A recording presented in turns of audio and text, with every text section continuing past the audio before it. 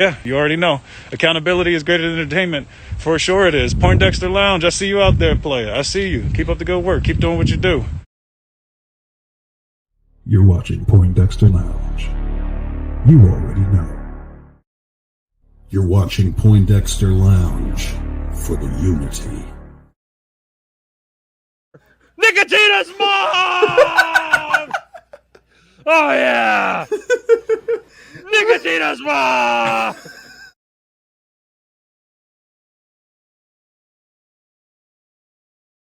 Why don't you set aside an hour or two? We'll have a few drinks and a cup of coffee. I don't drink. Hi, you're watching Poindexter Lounge. I'm choking on chicken. I put my trust in them. I put my trust in them. I put my trust in them. Yo. I just want to thank you for being here and being my friend. It's always good to have someone you could count on. And I'm glad you're that for me.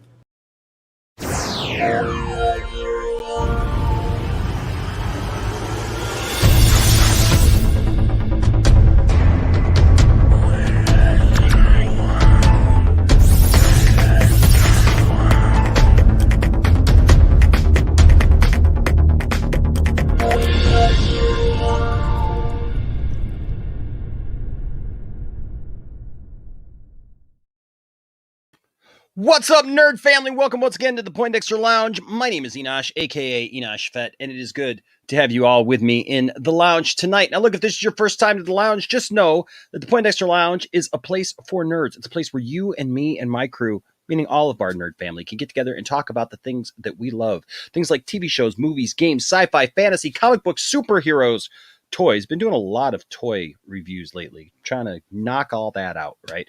And because I've had a lot of toys kind of building up over here, and I've needed to do that. But hey, we talk about it all here in the Poindexter Lounge. And if those are things that get you excited, if being able to see DC films in the theater gets you excited, if being able to look to the future and see that there are positive paths to the things that we love instead of taking some negative road on things or being gatekeepers and controllers of who is fandom and who is not, of who gets to say that they're a fan of Zack Snyder's stuff, or who is a fan of Ray Fisher and who is really standing for accountability over entertainment. If you understand that nobody gets to make those rules for you, you found the right place.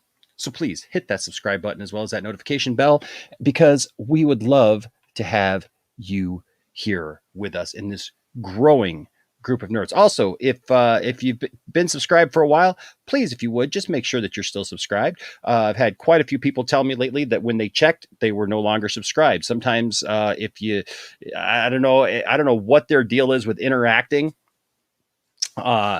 But sometimes I guess if you're not interacting the way that they think, meaning YouTube thinks that you should be interacting, then I guess they drop you. And that's not me. I don't drop anybody. I'm glad to have each and every one of you here, but maybe just check. And also, if you could, before you leave tonight, if you would, give us a thumbs up and just give us a like on the video so that YouTube knows that, hey, there are people watching, and there are people who care about this place. All right. And so that being said, I'm glad to have you here. Please subscribe. Please join us, and let's move forward. Let's move forward, being the positive force that we need to be. Now, look, I will address this. So a lot of you know, like some of you have been wondering, where have you been, Enosh, this last week? So I've been doing some other videos. I've been trying to get some stuff done. I took some time. I think we all need sometimes a chance to breathe. You know, last week I took some pretty solid stances on some things that I really believe in when it comes to friends of mine, namely the Nerd Queens. I called out some people. Some people didn't like that. So I had a couple of days of people coming at me on Twitter, which I don't care. I really don't care. But you know what? after a while, it starts to wear on you, just getting message after message after message. And I really don't care what they have to say, because I know who I am and you all know who I am. And that's all that matters. I mean, that's really all that matters, because people can say whatever they want to about me. And look, I've heard it all this week. I've heard everything from I'm too much on this Snyder thing, that if I talk about the Snyderverse moving forward anymore, that there's certain people that they don't want to that they're fine with that, but they just don't want to talk about that anymore. And that's fine. Hey, that's your prerogative. You don't have to talk about that anymore. That's fine. And then I've been told by the other side, some gatekeepers who think that just because they were around early on in the Snyder Cut movement, that they get to tell people who's a fan and who's not. And so I'm told that I was never a Snyder fan. News to me that I was never a Snyder fan. That I don't know what the thinking is on that. I had lunch today with my friend Jordan, and we catch up. He's more of a Marvel fan than he is a DC fan. But listen, he was the tech guy at my old church, and he had to listen to 4 years of me going on and on and on and on and on about the Snyderverse, right? About the Snyder Cut, about what it was, getting excited when it was coming out. And I told him today about that, and he laughed his butt off. So all of those out there who are hate watching, and I know you're hate watching. I know you can't get enough of the Poindexter Lounge. I know you got to come here and watch us. I know that you love my beautiful face. I know that no matter how much you want to fight it and how much you want to throw it in my face, I know that you still look at me as a leader, because you look at me as somebody who's legit. Yeah, you may not understand what the term leader actually means, but you look at me as somebody who's legit and has a good sense and is pretty secure in themselves. And so you keep coming back. And for that, I thank you. And we're appreciative, but we're going to keep doing what we do. We ain't going to change for nobody. We ain't going to change because somebody doesn't like what we do around here, folks. I'm going to keep holding this banner high. And as long as I believe in what we're doing, that's all that matters. And if the time comes that I change my mind on something, I'll change my mind on it, and we'll move on to the next thing. And I hope that you're around with me whenever that day comes. But like I've always said, look, you don't have to want the Snyderverse to continue. You may not even think that it's possible. That's fine. But you know what? When it happens, just come on back and celebrate with us. How's that sound? Hey, want to shout out to H. Bartz tonight with a $5 super chat. He's going to start things off right away. We haven't been here in a week. And H. Bartz starts off with a $5 super chat. Thank you, sir. Says, if you're wondering where Enosh was, he was being inducted into the cult of Kermit. Yes, I went through the fires, as it were. Yes, I was surrounded by the pork, by the Miss Piggies, and got inducted into the cult of Kermit. Yes, and now I am one with the frog, and the frog is with me for sure. And hey, don't forget, anybody, shout out to all of our patrons and all of our members. Thank you guys for your support. Thank you guys for your continued support of the channel. I appreciate you guys so much, and it means so much to me that you guys support the channel. All of our members, all of our patrons, you guys are great. And I can't tell you enough how much I love y'all. And of course, everyone who gives super chats. Thank you guys so much. And also, don't forget. So I've been gone for a week. So, but I still know who all gave super chats from last week, because I only did one stream last week.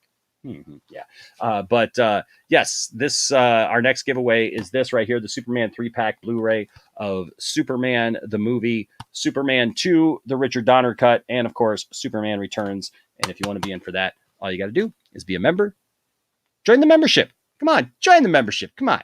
It's like $2. It's like $2. You spend that on a coffee. Come on, join the membership.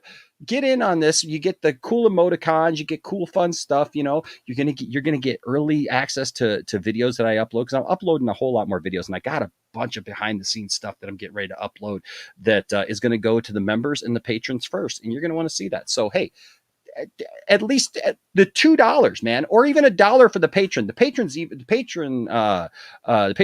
cheaper. Now you don't get the emoticons, so I'm sorry. I wish there was something I could do about that, but I can't do that. It doesn't go over. but hey, do that, and you are automatically in the running for this week's giveaway. And I just picked up some other cool stuff that if you're a Star Wars fan, I think you'll enjoy, and if you like cute stuff, you'll see what I'm talking about here coming up here pretty soon. All right. That being said, we got a lot to talk about tonight. I'm going to drop some proverbial bombs on people who have been trying to gatekeep and tell everybody who's a fan, who's a not, who's a not. Sure, who's a not? I don't know. Who's not, and what that means, and who's a hypocrite? Are you a hypocrite? Are you a hypocritical fan? Yes. Do you know the difference between accountability and entertainment? We're going to find out tonight. Bat Dan, what's up? I'm going to say hi to everybody in the chat real quick. Bat Dan, good to see you here tonight. Yes, restore the Snyderverse. Hashtag prove Matt Jarbo wrong. I'm fully 100% behind that. What's up, Monkey Jeebus? Says we need the Ayer cut with Steppenwolf.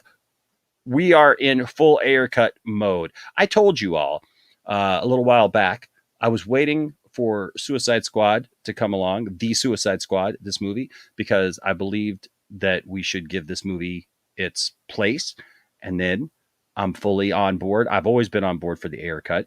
And but now you're going to hear me talk about it a whole lot more as the Suicide Squad is coming out. And we're going to talk about like why that's okay. Can we talk about why that's okay? Can we have a real conversation? Not the talking heads, not the people posting on Twitter because they're so proud of themselves. They're so proud of themselves. And they look, we've been around here since the beginning, folks. Like all this, like you're standing up for Ray Fisher and like you're the true champions, and like anybody who's gonna watch Suicide Squad or anybody who's gonna watch the Flash movie is betraying Ray Fisher. Look, we've been standing with Ray Fisher before it was a thing to even stand with Ray Fisher. All right, and Ray Fisher knows that. All right, trust me, I've talked to him. He knows it. He's been here plenty of times. We're going to show some video tonight of the times that he's been here. We're going to let the man tell you himself. And then we're going to let his friend, Wayne T. Carr, tell you. And then we're going to let his other friend, oh, you might know him. Yeah, that's right. He was Darkseid in this little movie called Zack Snyder's Justice League. He's going to tell you the same. All right. And look, you can argue with that all you want, but you can't argue with the fact that the man himself, plus two other people who are in and around and of the movie, are telling you different. So if you're making up rules about who's a fan and who's a not and who's a not, I'm going to keep saying that. Who's a not? Maybe that's a t-shirt. Who's a fan and who's a not? I don't know. But if you're making up rules as to who counts and who doesn't count, you don't get to make those rules. You can make all the little memes of me that you want. It's telling people that they don't get to make the rules. But the reality is you don't get to make the rules. My fandom is not dependent upon you. And when I say my fandom, I literally had somebody this week who doesn't understand the English language, that doesn't understand that the first definition of the word fandom is belonging to me, the thing that I am a fan of. Literally, people have tried to twist my words when I've said my fandom, meaning that trying to make it sound like I'm saying that you are all my fandom. You're all my fandom. I own the fandom. Pathetic. Really pathetic. Really, if that's all you got, good luck with that. I had to show the person the real definition. You know, there is a definition that yes, the fandom as a whole, there is the fandom as a whole. All of us together, we make up the Snyder Cut fandom. My fandom, the things that I am a fan of. This person tried to tell me that wasn't a definition. So I just schooled him and I just dropped the definition on him. Pretty easy, you know, you just Google search it. It's pretty simple. It takes 2 seconds. But yeah, my fandom is not dependent upon what anybody else says. It doesn't matter if anybody else tells me that I'm not a real fan. Sure. Okay. And this is what I'm going to tell you guys tonight. Today is the day we start a new campaign. We're going to take the fandom back. We're not going to listen to these people who are out here being negative. Listen, you know what I've realized? There is a toxic side to this fandom. There absolutely is a toxic side to this fandom. Just like there's a toxic side to any fandom.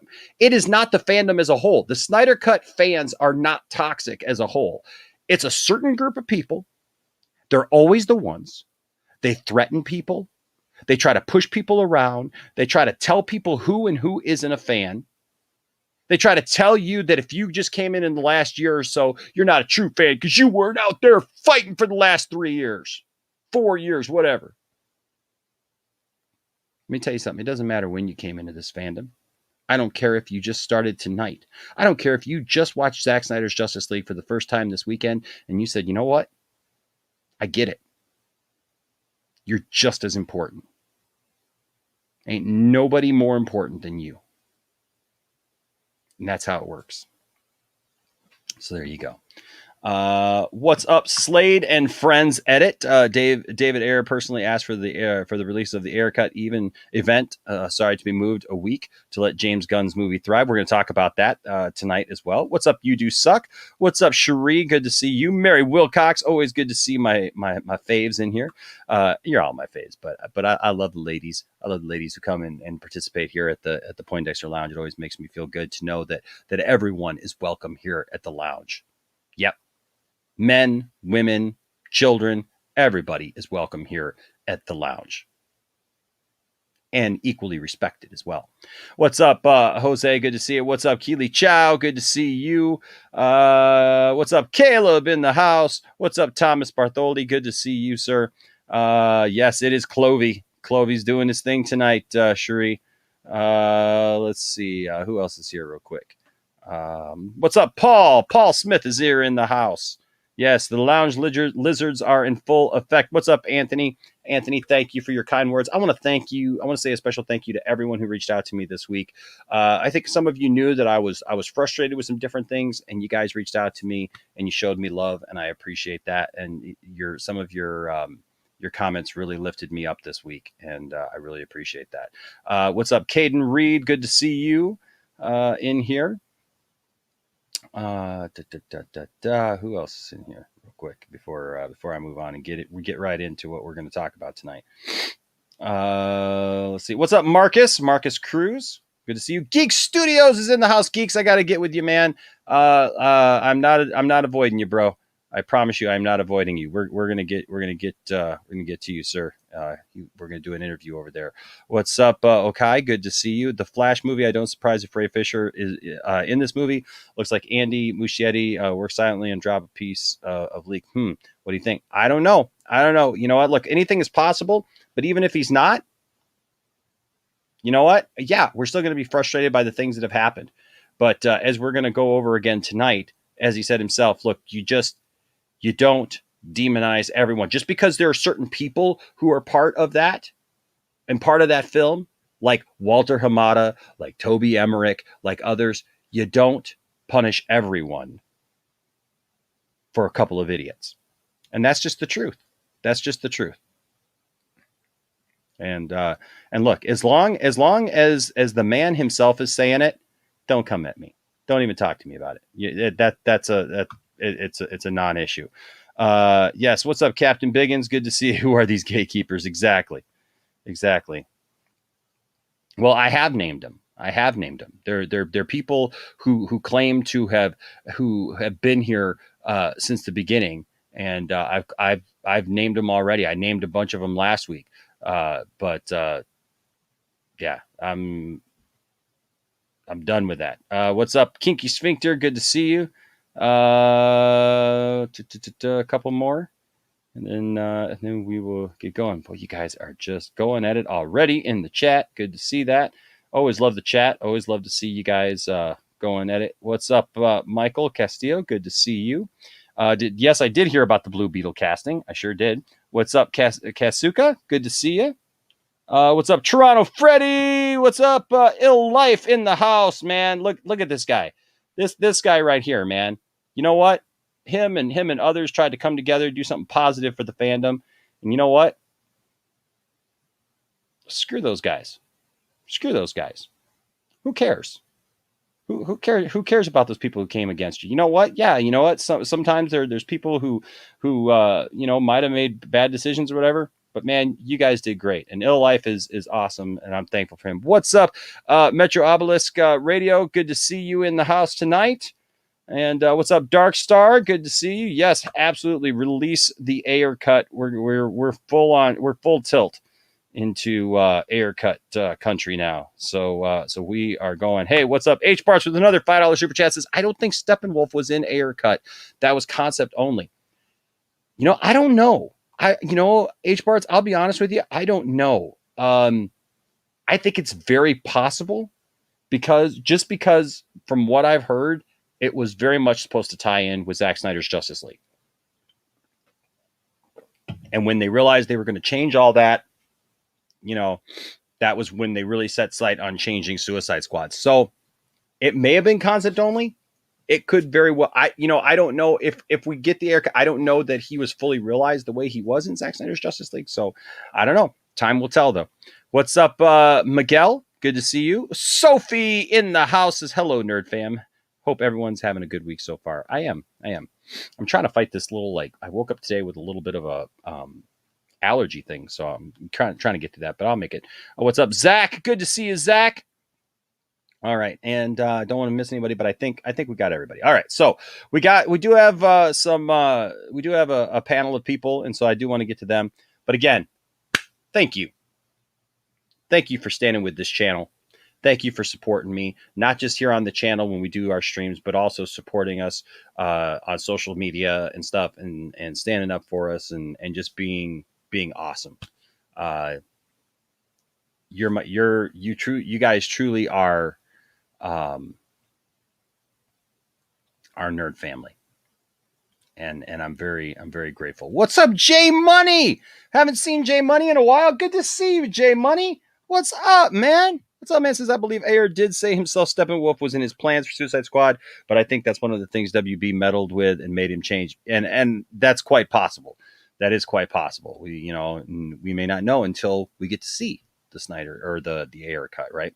So there you go. All right. So that being said, we are going to jump right in. You know him. You love him. He's my partner in crime most nights. Ladies and gentlemen, Mr. Brian, Master of None. What's up, Brian? Not much. I was really digging what you were saying about the what's been going on, and I too fell victim to a lot of what was going on. Nowhere near to the extent you did. Not needless to say, yeah, I got a little down and very frustrated with the way people are handling things, especially on that unmentionable side of the fandom. But you know what, man? I mentioned him last week, man. You got the Mr. West Ashleys of the world. Yeah, you got all his little cronies all around him and stuff like that. Look, you know what? People already come at me. So what else you gonna do? Well, here's what I gotta say. So they're really into sports analogies because I've heard this before. Okay, so there's never just a quarterback on the field. You always have to have linemen to block, and you also have to have people to catch the pass.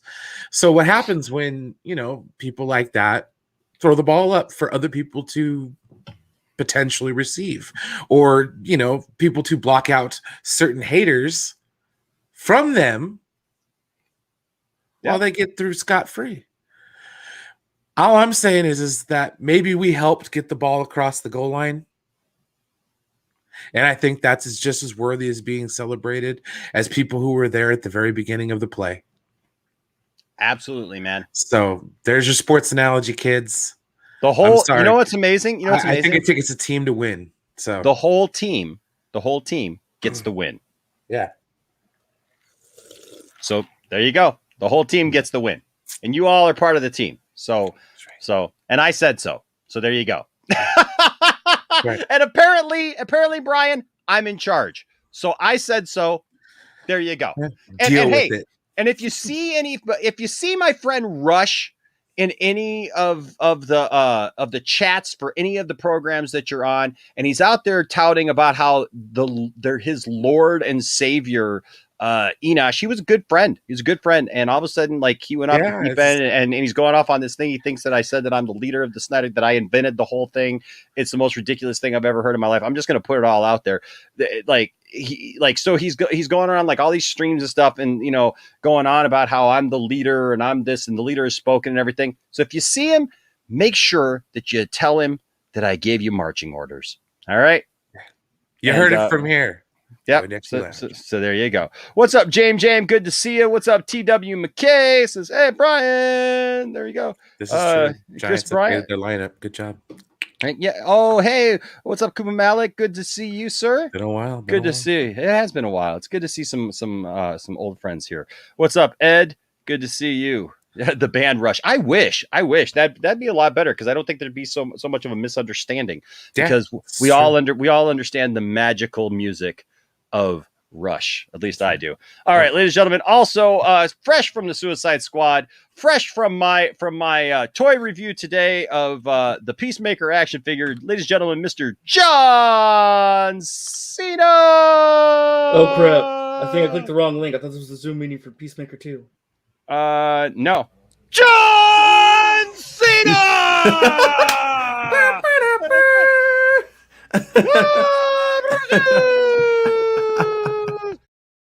Well, darn! I guess I'll have to stay and talk anyway. What's up, guys? Hey, man. Just let you know you might have a toilet bowl on your head. Yeah, so it happens. I was gonna say, when did John Cena start to sound like RJ? I think I get it now. I think I get it. Doomcock was trying to make a Peacemaker costume, and he just went a little too far. Yeah, that's right. He was standing in line at the hardware store going, if I turn this paint dish upside down just the right way. Exactly. And fresh from seeing the Suicide Squad movie, ladies and gentlemen, Mr. William the Wise. Where'd he go? Hold on, guys. Uh-oh. Loading. He's like, hold on. Shoot. Hold on. I'm almost there. Hold on. I'm taking a picture for someone. Just liking to tease everybody a little bit, just tickling it a little bit. It's all good, man. Tease us a little bit. Cherie's like, will ya? Okay. I was going to be all excited for William, but he'll come in, I guess, when he comes in. What's up, Crumb Boys? Good to see you, Crumb Boys. Okay. What's up, Lord Slug? Good to see you. Good to see people coming in. All right. So, guys. Here's the thing. We got some stuff. Hey, William, what's up, man? Can you hear me? I can hear you, bro. Yes, sir. Okay, because your voice is coming through like Darth Vader, but it's still cool. As long as you can hear me, that's all that counts. So I just got out.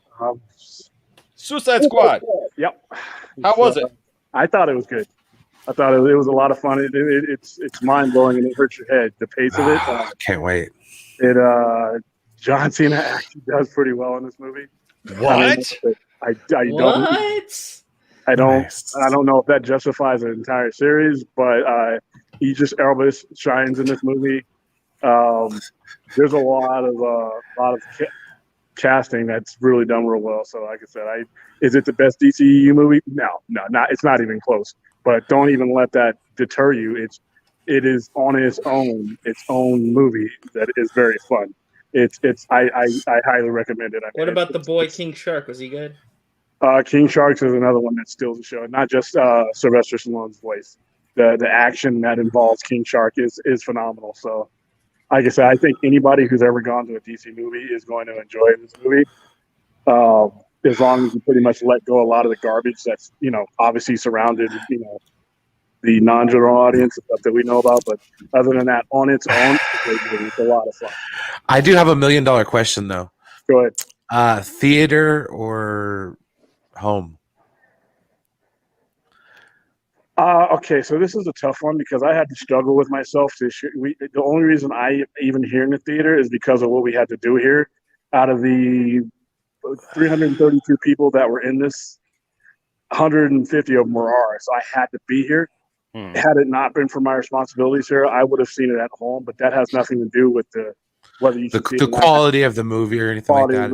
I just didn't want to be with our numbers being what they are with the Delta. No, I understand. Very wary about being in the theater with that many people, but I was able to sit somewhere where I felt safe enough to where I wasn't, even vaccinated. It's just something I didn't want to risk. But there's a lot of violence, a lot of gore. Depending on if you like violence and gore and like it have it as big as possible, then yeah, see it in the theater. The spectacle.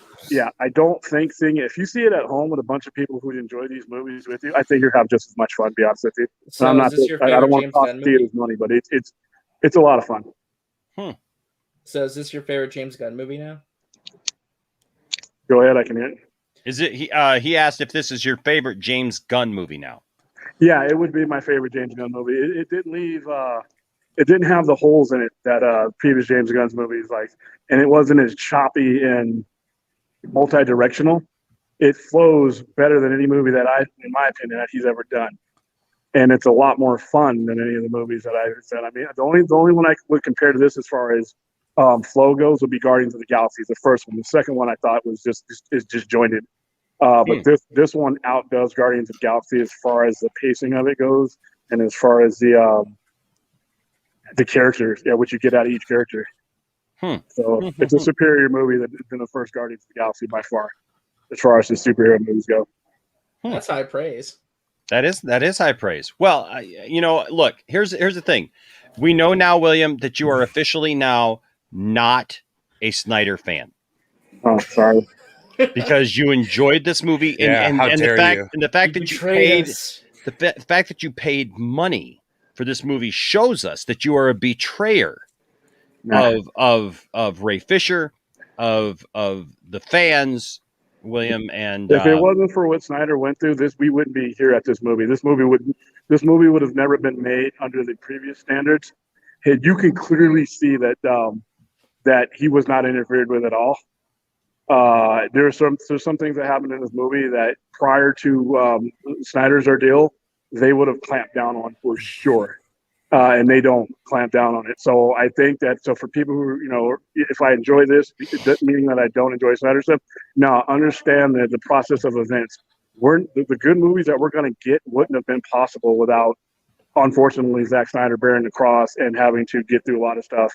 And now a lot of these producers and these execs are gun shy to get put on the stick again, because nobody wants to be the guy, who has their movie released, and then 3 years later we have a better version of that movie. That actually makes execs look stupid. That's why they hide the numbers. But William, what about the argument though that this movie is trying to take away from David Ayer, that this movie is disrespectful to David Ayer in every way, and that this trashes David Ayer and it spits in his face, right? I mean, at least tell us that. Now, his DNA is in this movie in James Gunn's own way. There are certain points in this movie, if there are parallels with the first and second movie as far as the camaraderie goes that was developed in Suicide Squad, the original. That same camaraderie develops in the same fashion as it did in that movie, and with characters that really are not supposed to go together. So you can see his DNA in the movie, and there's plenty of people that were in this movie that you see again. And I won't spoil it for you as far as their fate, but you can clearly see that there was a basis of it there. And you know what? And I love that. So let's talk a little bit about that, because people have been talking about ramping up for the Suicide Squad. People have been talking about now left and right about how this movie is going to trample all over David Ayer's movie. It's going to disrespect it.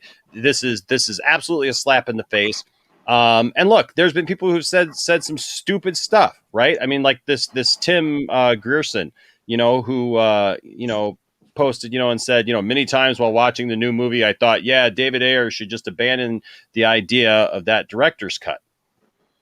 But we see here, and I haven't been around, so I'm actually going to read this letter because I think that it's important to go over it. But James Gunn here, look, James Gunn right here says, all my love and admiration, friend. Him and David Ayer are friends. Okay, so look, you can. Hey, they're shutting down the theater. I'm gonna get off, and then I'm gonna get back on my phone. No problem, man. No problem. Okay. No problem. So the thing is, guys, James Gunn and David Ayer are friends. There you go. All right, they're friends. James Gunn here absolutely supports David Ayer, and here was David Ayer's response to the guy, this Grierson guy telling him that. He says, look, my turn. I don't know what quit is. I am not who you think I am. Nothing in my life was handed to me. It's been a struggle from the jump. My pops committed suicide Christmas morning when I was 4 in Miami, and that was just the beginning. Foster care, abuse, disruption, chaos. I went to more schools than I can count. What's stability? I was in South LA doing hood rat crap as a kid. I got arrested, LA County probation forever. Had to take the bus to Crenshaw and Exposition to see the gang lady twice a month. But that didn't stop me from doing a lot of stupid and dangerous crap. I was the kid everyone just knew was going to end up dead or in prison, and I was in the right hood for it. I've seen bodies, blood, heads busted open, watched people die, stepped over brains on the sidewalk to catch my bus, been shot at more times than I can remember, got my butt beat by LAPD, batons, yo. One of the first crack houses in LA was on my block, Rawling 20s hood. I dropped out of high school and was every day in the streets holding a wall up on Bodega. Took someone dying in my arms covered in their blood and vomit to wake me up. So I joined the Navy and served on a nuclear submarine, and I saw more and experienced things that seared my soul. Try 67 days underwater in a steel tube when you're running out of food. The Navy broke me, and the Navy saved me. I learned discipline, and the Navy gave me a work ethic. I lived in Sinaloa, Baja California, bounced back and forth, worked any job I could after that, house painting, construction, electrician. You notice something here, guys? This guy's seen real hardships. Yeah, it's kind of worldly.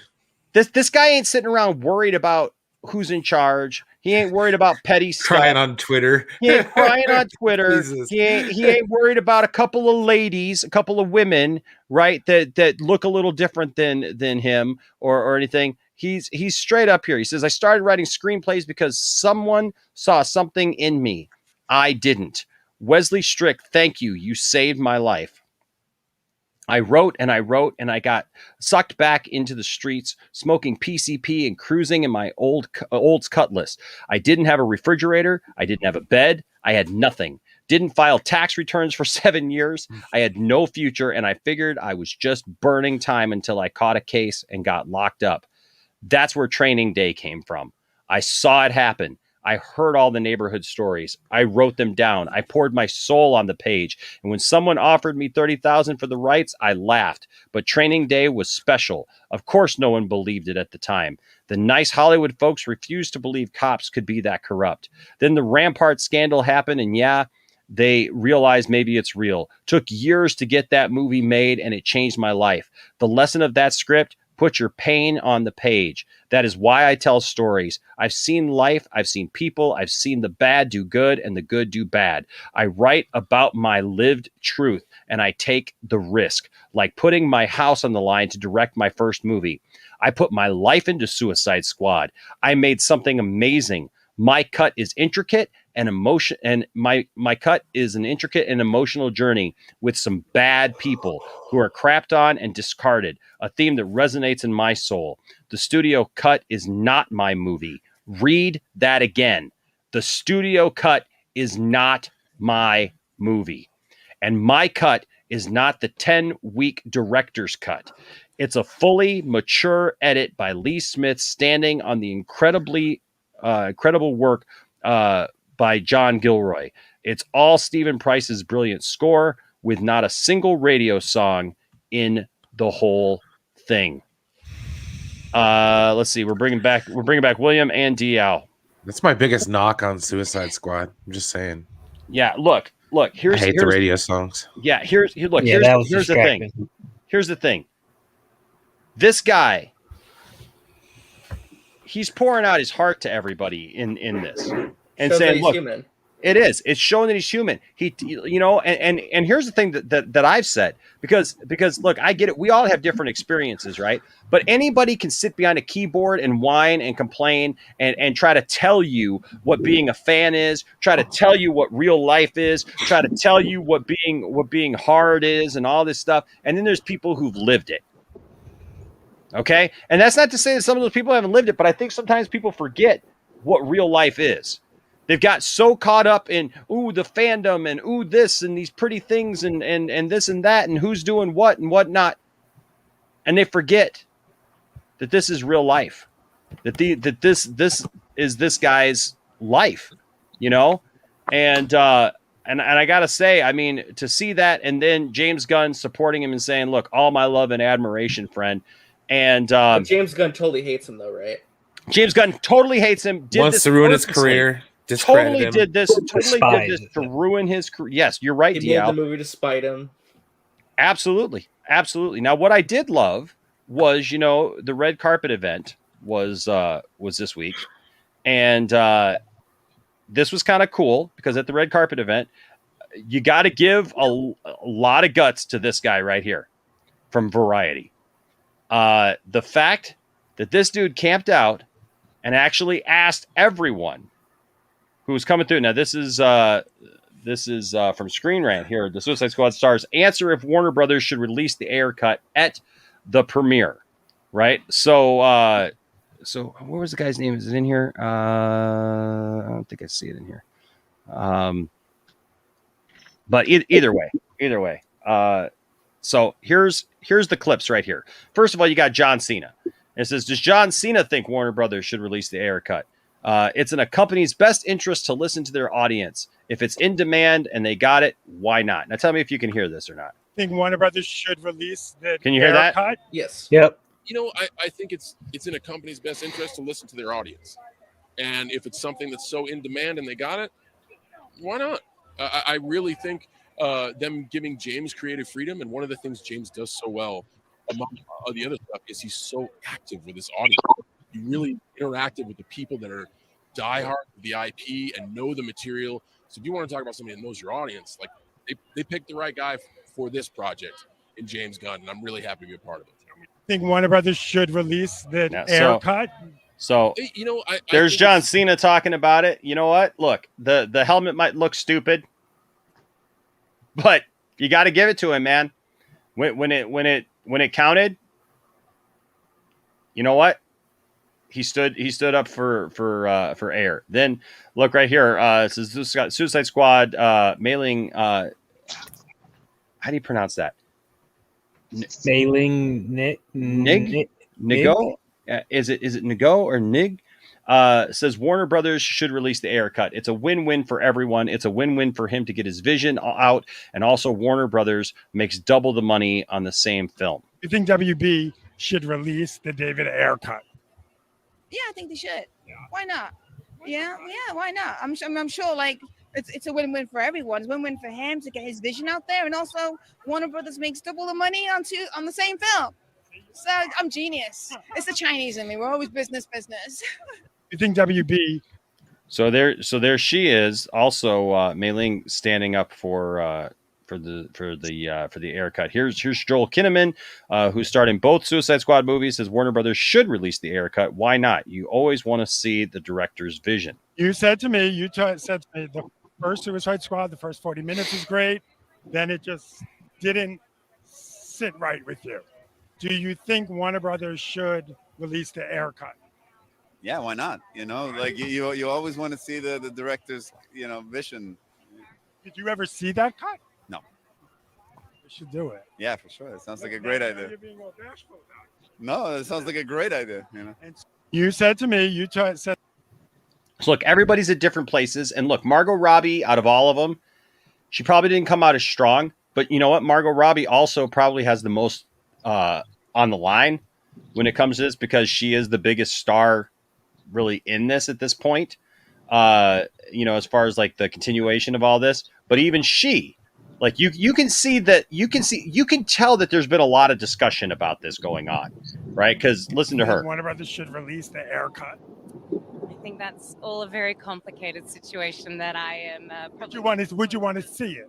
I would want to see the cut of every movie I've been a part of that I've never seen. The funny thing is, as an actor, not when you're a producer, but as an actor, sometimes I don't see it until half the country has seen it. Sometimes I see it after millions of people have seen it. You don't really get to see it. You don't get to see the different iterations along the way unless you're a producer. So in that case, yeah, I didn't see it till it was out in theaters. Think Warner Brothers should release? It wasn't a no, though. I mean, it's her giving Gary's typical answer. Yep. And then here's Charles Robin. Good. Warner Brothers released the David Ayer cut. Listen, I think David Ayer is a really talented guy. I think Warner Brothers, I really was happy for Zach that Zach got a chance to do the Snyder cut. And I think it's really just a conversation that David can have or not have with the studio and see if they feel that what he's going to bring to the party is worthy of, a different look at it. And good. Warner Brothers released. So there's just a handful of people interviewed at the premiere. I mean, what do you guys think of that? I mean, I'll say this, I know it's blasphemy to say, and we've been talking about this numerous times, but I do really want to see the Ayer cut, but at the same time, I am excited for James Gunn's Suicide Squad. I want both. I got want an both to be unpopular good. opinion, so You might not know? want to do it. Listen, I wouldn't mind seeing what his original vision of the movie is, but right now, and I'm not the biggest James Gunn fan in the world. I enjoyed this movie, and moderately love some of his other movies, but this is his time. This is his movie. His movie is being released right now. If we eventually get David Ayer's version of Suicide, which, like I said, since the movie made money and was successful, it's really, I don't see them doing it again, but it's possible, especially with HBO Max. HBO Max makes everything possible. My only contention is that, like, no matter who the director is and what the previous controversies were, the current director, this is his time. This is James Gunn's time. It's those members of that cast that are in this movie. It's their time. And I don't know if this is the proper vehicle, or even if it's going to be effective, because this is the Suicide Squad, James Gunn's Suicide Squad, that we're going to see. It's in the movies right now. And not saying I don't want to see it, but I just think there's a manner in which, when way things are handled, and there's a time and a place, and this is James Gunn's time. Yeah, just to speak on that, William, I mean, we saw recently that they were going to do a hashtag movement on Thursday that got moved up to, what, next week? Yeah, so we're going to talk about that. We're going to talk about that. Real quick, H. Bart's here with a $5 super chat. Thank you, H. Bart. Says, Enosh, I hate to say, you're not a real Snyder fan. You were not there for Zach's first birthday or Christmas. And you know what? You're absolutely right, H. Bart's. And listen, you know I what? love everyone here, but I'm sorry. You're all traitors. You know what? It feels like a firework to the face, really.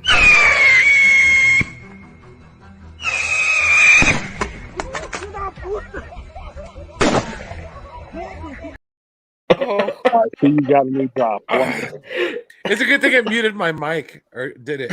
It's just I realize I've let everybody down. And it's unfortunate. It's unfortunate. I am sorry that I'm sorry that I've let you down, H. Barts. Well, I really would hate to let everybody down. I got to be to work in the morning, so I got to take off. All right, man. All right, well, everybody, it's been cool, Enosh. I'm glad, dude. You keep rocking, man. Like I said, I might have sounded down, but you know what? I've threatened to quit jobs many times before. So I'm still punching time cards. So let's do this shit, man. Well, man, I love you. And the thing that here's the thing. If we really love stuff, if we really love something, nobody can tell us otherwise. And you know what? Here's my thing is look, there's a bunch of a-holes out there. Let's just be honest. Let's just put it out. Let's just put it out there. There's a bunch of a-holes out there. But you know what? It doesn't matter. They only win if we give up. And I'm not, and listen, I'm being very positive about the things going forward. And we're going to talk just a minute about The Flash, because I think this is very, very important for people to hear once and for all. I've been trying to say it over and over again, and I think there's still people in the back who haven't heard it, right? So we're going to play it again. I found the clips, and we're going to play them again for people to hear, and then I'm going to clip them out, and then I'm going to post them, and then I'm going to put them online for everybody to hear and see the people themselves say that they're going to go see the Flash movie. Okay, so the thing is that, Brian, nobody can tell us what our fandom is. Nobody can put down our fandom. Like I say all the time, right? Yeah. People can say whatever they want to me. Heck no. So the thing is you know what? We're not going to let the jerks win. We're not going to let them take over the fandom. I've literally seen those people in that group in that group say, we're going to take back the fandom. We're going to kick out these people. We're going to kick out the nerd queens. We're going to kick out the Poindexter lounges. We're going to kick out the Dawsons and the Zeverfets and the Andres and stuff like that because Good luck with that. because they feel like they've done something because they chased off Lightcast. Because look, Lightcast made a bunch of mistakes, and you know what? There's a lot of people who feel a lot of ways about Lightcast right now and about Matt. But here's the thing. I don't care. I don't care what any other channel does. Okay. If somebody else wants to take their content in a totally different way, that's fine. When you come to the Poindexter Lounge, you're going to get well-rounded stuff. I love how people have been like on my case about the Snyder Cut stuff when I literally haven't like done a Snyder Cut stream in forever. It's been a hot minute. It really has. But you know what? Here's the thing. That's fine. If you want to associate my name with the Snyder Cut, if you think Enosh Fee and the Poindexter Lounge and you think Snyder Cut, I'm probably doing something right. Yeah. And so that's all I'm saying, So Brian, I love having you around, man. And you always got a place here at my side. So absolutely. I'll see everyone tomorrow night if this is still going down. Take it easy. All right, the Flash is gonna rock. Henry Cavill cameo. It's gonna happen. It's gonna blow minds. Everybody have a good night. All right, man. We'll see you, buddy. So yeah, so anyway, so Suicide Squad comes out this week. Be looking forward. All this week, I'm doing toy reviews of all the toys from the Suicide Squad movie that have come out. Now, there's a couple that I haven't gotten yet because I didn't realize that there were unmasked versions of Peacemaker and Bloodsport. So there are? Yeah, there are. I didn't know. I did not know until today. And and I found that out, and so I might have to find those, but yeah, so there's that part of this. Now, moving on, I think we've proven that the people who made this Suicide Squad movie are very supportive of David Ayer, and I want to see the Ayer cut. I believe as soon as he said, look, I got this cut and it's amazing and it's completely different. You know what? I'm all for it. I'm all for it. And I think we've seen that tonight. And thank you, Monkey Jeebus. Yes, I need some guns for Peacemaker. I don't understand why both Peacemaker and Bloodsport, neither one of them come with a gun. Like literally their bio on their little card, their trading card that comes with them, like talks about them being marksmen and stuff like that. And neither one comes with a gun. Do other DC, you would know this, do other McFarlane toys, DC Multiverse stuff come with guns? Or yes. Okay, yeah. so like I've got Red Hood. That's one of the things I love about his Red Hood, because his Red Hood actually comes with the guns that like you could take out of the holsters. The Mattel version had the guns in the holster, which was like, well, what's the point of that? Right? I mean, but yeah. So I don't understand why they did that, RJ, but they did. That's really weird. I know it's really weird. But that being said, so there is supposed to be an event. It was supposed to be this week. But look, you can show your love for David Ayer. Keep using the hashtag release the Ayer cut. And we're going to keep doing that. But there's an event that's coming up, and it was originally supposed to be on August 5th, but now it's going to be on the 13th. And so, as you can see here, it says, as a result of HBO Max's decision today to switch the release date of The Suicide Squad from August 6th to August 5th, we have decided to delay all hashtag release the Ayer cut events until next week. And I think that this is the right move. I think this is a respectful thing to do. And I think it's good.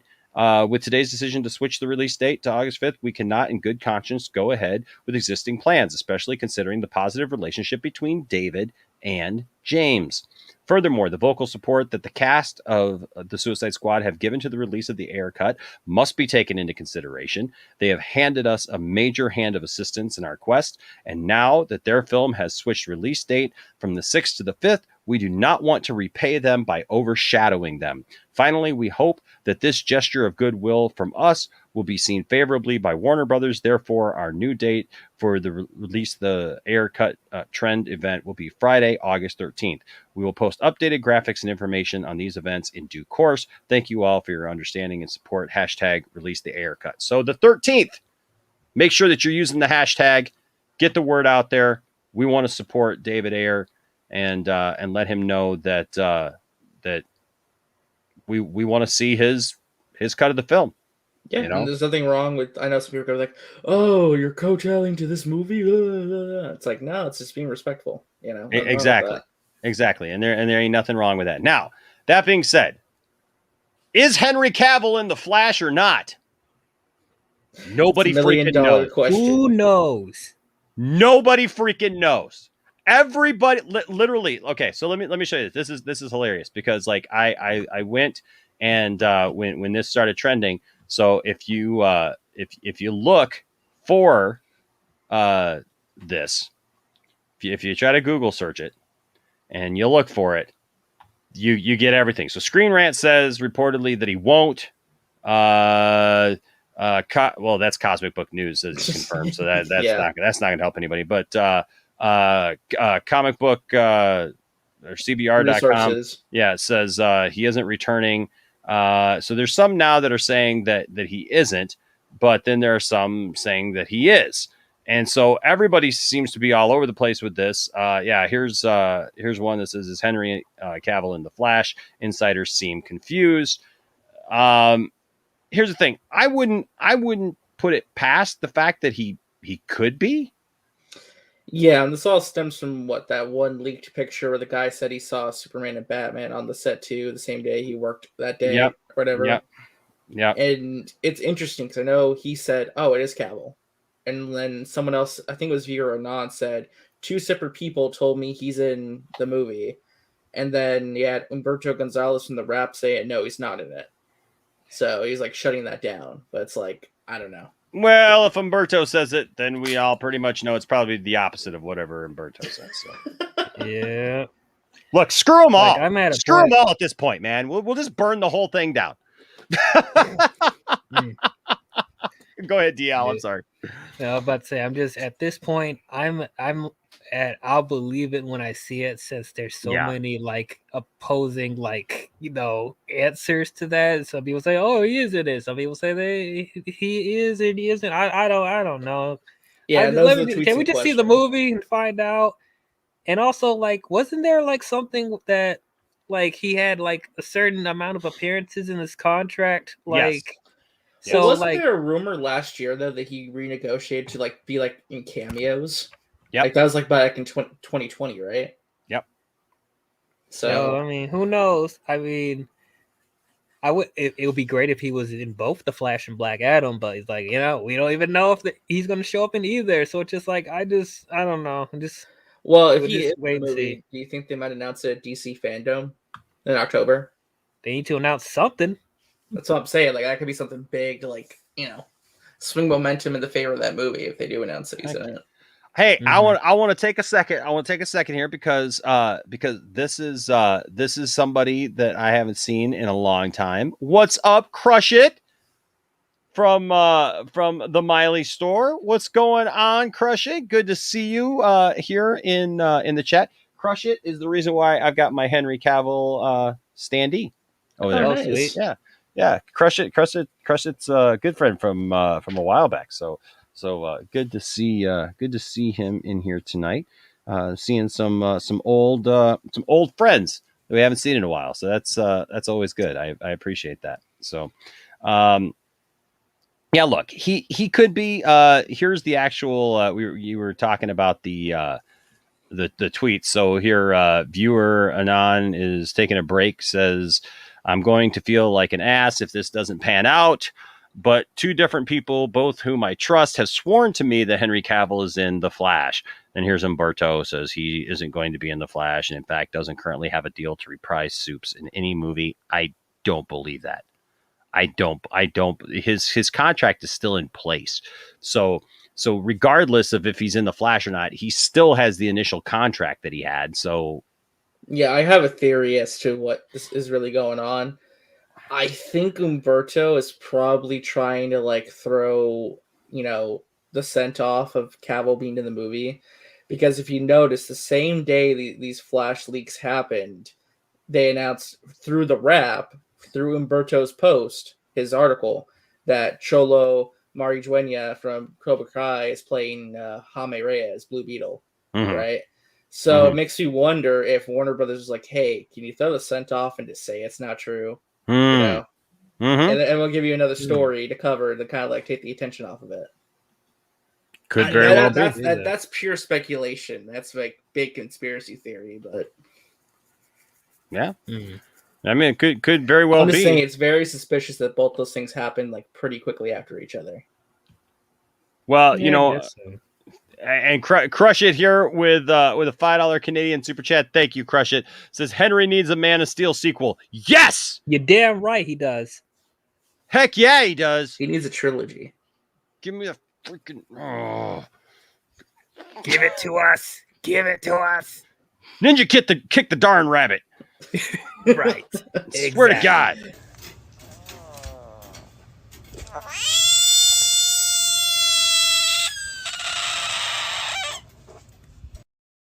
Oh my! I did not know a goodness. frog could make that noise. That was scary. I swear to God, I want as much Henry Cavill as I could possibly get. I don't care. I don't care what we have to do. I want Henry Cavill all day, every day. Give me more Henry Cavill. And yes. And it is true, Jager. He did say that Ben Affleck was not going to suit up in this movie, and now all of a sudden he's tweeting, "Oh, I heard he is going to be Batman in the movie. He's going to suit up." It's like, we already knew that, Umberto. The set pictures came out a week ago. Yeah, what is that? Right? Didn't he also tease that Michael Keaton was going to fight Deathstroke like a month ago or something? What? Well, yeah, remember me and Josh were doing that stream together. He posted that picture of the toys. It's like, oh, he's teasing this. It's like, okay, that's a toy. Yeah, I don't know. Who knows if he's in the movie, if he's not in the movie. The fact of the matter is this. I'm about to show you guys something. Okay. I have been watching people who are big Henry Cavill fans literally saying stuff this week like, if he's in the Flash movie, I'm going to be so disappointed with Henry Cavill because it'll show that he doesn't care about racism, and all these people who are saying they're going to see the Flash now, they are not standing behind Ray Fisher. supporting Ben Affleck. They're letting him down. They're destroying the whole thing. First of all, I know Matt's here. You got to get Matt Jarbo's new chair out of your rectum.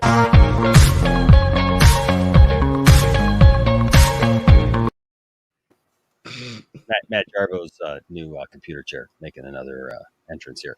But listen, all the people going on and on about that. I'm going to share something with you here in just a second. This should be the final word on this. Okay. I don't care about your opinion about gatekeeping, like that half the world is racist because they want to see the Flash movie because they actually liked Michael Keaton and they're interested in a Flash movie with Michael Keaton and Ben Affleck as Batman and possibly both Ezra Miller and Grant Gustin as the Flash. Look, in a minute, Supergirl, we're going to talk about in a minute that like the possible twist of who the villain is in this movie, which I don't know if I like that so much, but this is what I got for you as we enter in what I'm about to show you. Hola, soy Dora. Can you say puedes hacerme un sandwich? That means can you make me a sandwich in There you go. That's what I want to do to certain people. Exactly. Throw the damn bread at their face. That's what you're about to get from this next this next thing. So, as you all know, the Poindexter Lounge has hosted some wonderful people in our time, and a couple of those people have been Ray Fisher, and Ray Porter, and Wayne T. Carr. So I want to share something with you A couple of things for all the people yelling at everybody and telling everybody how they're racist all of a sudden if they don't boycott this film. And listen, I'm going to tell you once again, I never said to boycott this film. I never said to boycott this film. I have always maintained that, you know what? Just like you're about to hear from these guys, I have concerns.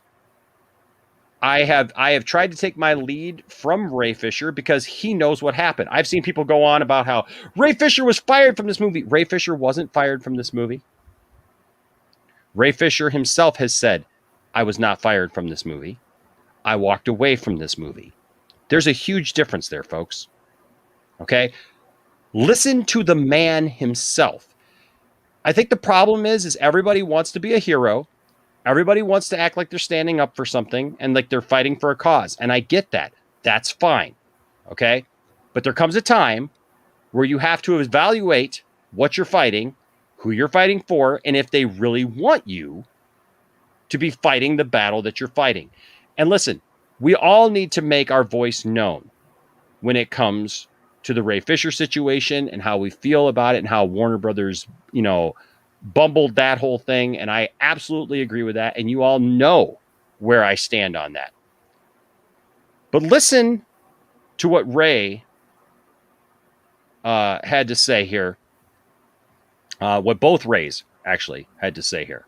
And make sure that you guys can hear this. And I'm curious, hear from you guys. You hear this? What you think. Yep. Okay.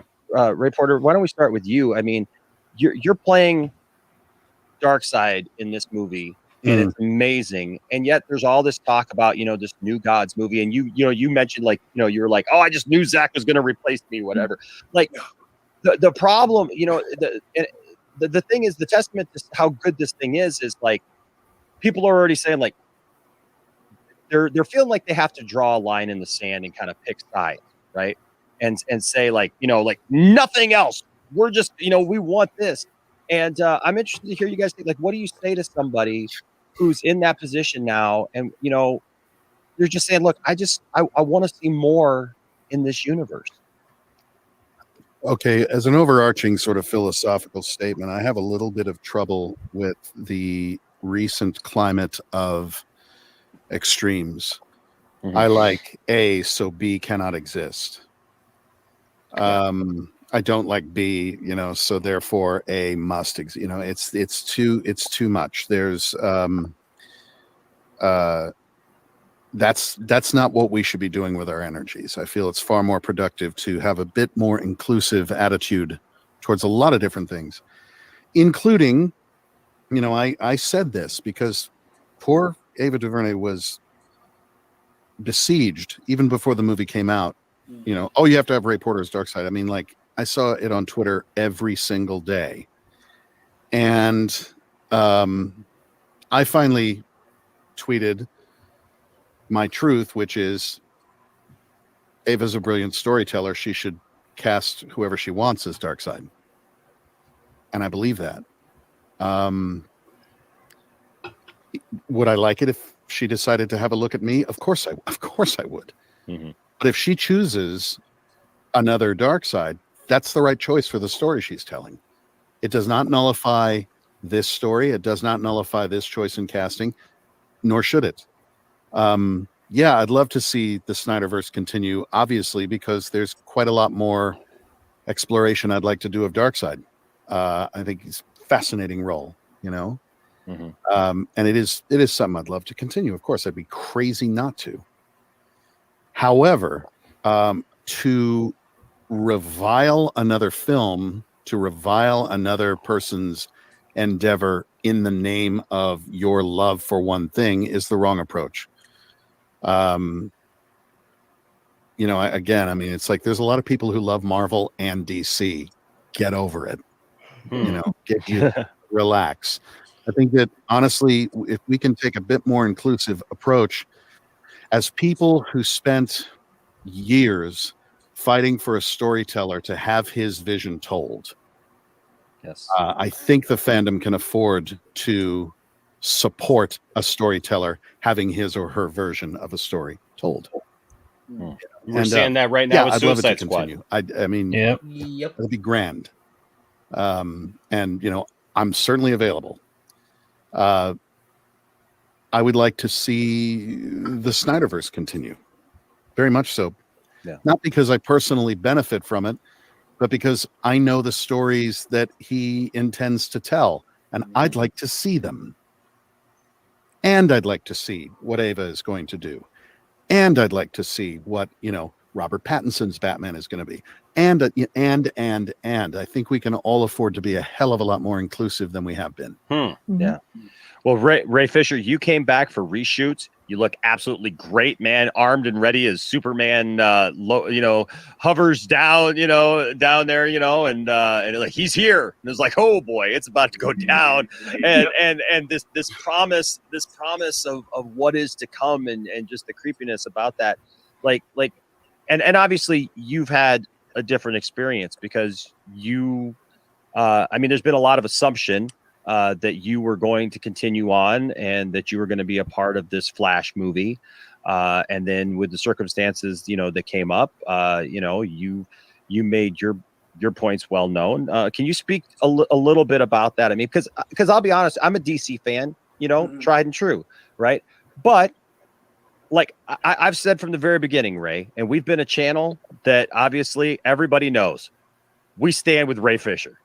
Like I've said, you've reached me way too late. I see what you're doing, man. I've watched you. I've heard your, I've read your tweets when you release tweets. I've watched your streams when you stream and you're talking about this stuff. And I'll be honest, man, because I totally agree with what you're saying, Ray Porter, about that. It's like I want to be able to go watch this Flash movie, and I want to be able to go enjoy it. And there's a lot of concepts there that as a DC fan, I'm going, well, yeah, I'd love to see a multiverse movie and have this open. Notice that big smile on Ray's face. Latina, You're right. Girl, and I like Andy Muschietti, and I like his movies, and I like all this stuff. Like I want to just go be able to enjoy that. Yeah. But when I go sit down, and now this echo of 2017 it's like the Superman scream. It's like going out, and it just is echoing out. Like when I sit down, how do I separate myself from that as a fan? Help the fans to feel that and what you think of that. Well, it's tough. I think it's a very individual thing. I mean, some people. Okay, so I'm going to come right back to this, but I don't want this to get away. So Todd Fayer here with a $40 super chat. Wow. Thank you, Todd. Thank you so much, man. Says, Enosh, are you a man of the music of Christopher Cross? I like me some Christopher Cross. That's an interesting that's an interesting comment given what we're talking about. But hey, I like Christopher Cross. I like Christopher Cross a lot. I also like Criss Cross, the rap group. You guys remember the rap group Criss Cross? The Mac Dad will make you jump. The Daddy Mac will make you jump. But yeah, I like some Christopher Cross as well. Todd Fair with another $20 super chat. Wow, dude.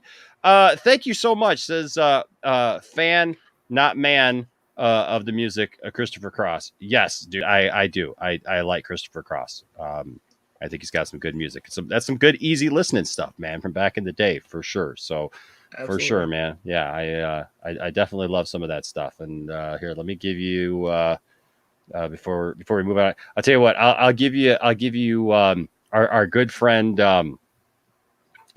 RJ, his favorite kind of pie. Well, you can't go wrong with a good cream pie. Absolutely true. Wow, you actually made a clip. I thought you forgot about that. I did not. I've been gone for a week. I've had time. There was finally time. Exactly. There was finally time. Sweet. Thank you, Todd. I'm a little blown away right now. Hold on. That's right. Bradley says Enosh never forgets. That's right. He never does. So okay. So I just asked the question of Ray, and here is Ray's response. For some people, it's easier to separate those things than for others. And I don't want to assume, how easy or how difficult it will be for every individual, because I can only speak from from my perspective. You know, Yeah. At the end of the day, there's still a lot of folks who are tied into these films, particularly The Flash and other films that I care about deeply. Right, folks who are working both in front of and behind the camera. And so for me, being able to compartmentalize my specific issue with specific people that may be associated with those films, I don't need to go and condemn the whole thing, right? Because ultimately there are a lot of folks who are working very hard who don't deserve to have their work diminished because of a few folks who are maybe trying to avoid accountability. Obviously, he's a traitor. He's wrong. He's betrayed himself. Ladies and gentlemen, Traitor to his own race. he's a traitor to himself. He's betrayed himself. Ladies and gentlemen, welcome to the stream, Mr. Max. What's up, Max? What's up, Mad Max? Mad Max. Hey, I just came from my OnlyFans stream. Hey now. Hey, we're dropping the facts right now, Max. Okay. We're dropping I'm the ready facts for that. because I'm done with listening to people tell me how I betrayed Ray, how everybody's betraying Ray, how everybody's giving into the racist sensibilities of Warner Brothers. If they want to go see the Flash movie, if they want to go see Suicide Squad, they're betraying Zack Snyder, they're betraying Ray Fisher, they're betraying all the things that we fought so hard for these last years. These people aren't real fans, Max. I'm not a real fan. You're not a real fan. These people like Mr. West Ashley and these others, and their group or whatever that apparently have been around since the very beginning, they get to dictate to all of us who are fans and who are not fans. And I'm just dropping some science here on everybody to say, okay, Ray Fisher himself said he wants to see the Flash movie because he has friends in that movie. Yeah. And he can compartmentalize the difference between what his friends do in this film and separate it. We just heard separate it from the nonsense of people like Walter Hamada or others who are causing issues. Michelle, I'm right there with you. I am tired of this mob mentality that like people are going to gang up on everybody and tell everybody who's a fan and who's not a fan. Well, you know what, Enosh, I'm trying to do. I'm not an overly popular guy, but I really want to. You are popular. No, but I want to try to do a hashtag restore the Snyder fandom because we can't ask anyone to come back with this. We can't. Exactly. What do you, if the next time, that's what I keep telling all my friends. I'm like, yeah, I support it. But the next time maybe it'll get more reach if you help with the hashtag Enosh, restore the Snyder fandom. Because if we can't, what are we asking him to come back to? Because it's not just, it's devoting his life to it, devoting life away from his family. He's a family guy. He's a busy guy. If we ask him to come back, we can't treat each other like this. And I'm not getting into the little specifics here and there. Yeah. What are you asking him to come back to? Max, I'm right there with you. I said at the beginning of this show, the top of this show, I said, you know what? Tonight is the night we take it back over.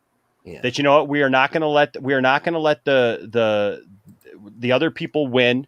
We're not going to let them dictate who's a fan, who's not a fan, that just because you maybe weren't here 4 years ago when this all started, maybe you were in disagreement 4 years ago. What? Well, if you were, then obviously you're not a true fan. Oh, I know, right? But maybe you were in disagreement 4 years ago. You can't have your mind change. Well, opinions change? Opinions change. I mean, I know it's crazy. But here the thing is Obviously, like you jumped on the bandwagon for clout. That's what it's all about, right? Yeah, You well, jumped on the bandwagon. yeah, that's what we're all about. But look, I'm going to play it again for the people in the back. The man just told you that Ray himself. Okay, and yes, I'm going to clip these parts because we got one more part after this. I'm going to clip these parts and I'm going to put these out there. And listen, no one should be able to have an issue with this. I should not see anybody try to comment back to me anything negative about this or try to disprove this or whatever, because the man himself said it. Mm-hmm. He said it. Ray Fisher said it. Before that, Ray Porter told you straight up in the most eloquent of ways. You can't just hate something just because you love something else. There is room for all of DC in this universe. And so, again, I give you Ray Fisher. I like his movies and I like all this stuff. Like, I want to just go be able to enjoy that. Yeah. But when I go sit down and now this echo of 2017 it's like the Superman scream. It's like going out and it just is echoing out. Like when I sit down, how do I separate myself from that as a fan? Help the fans to feel that and what you think of that. Well, it's tough. I think it's a very individual thing. I mean, for some people, it's easier to separate those things than for others. And I don't want to assume, how easy or how difficult it will be for every individual, because I can only speak from my perspective. Yeah. At the end of the day, there's still a lot of folks who are tied into these films, particularly The Flash and other films that I care about deeply. Right, folks who are working both in front of and behind the camera. And so for me, being able to compartmentalize my specific issue with specific people that may be associated with those films, I don't need to go and condemn the whole thing, right? Because ultimately there are a lot of folks who are working very hard who don't deserve to have their work diminished because of a few folks who are maybe trying to avoid accountability for other issues. That's right. Yeah. And so it is a tough thing, and it's sometimes it feels like it's up to each person and whatever is within their conscience to do, right?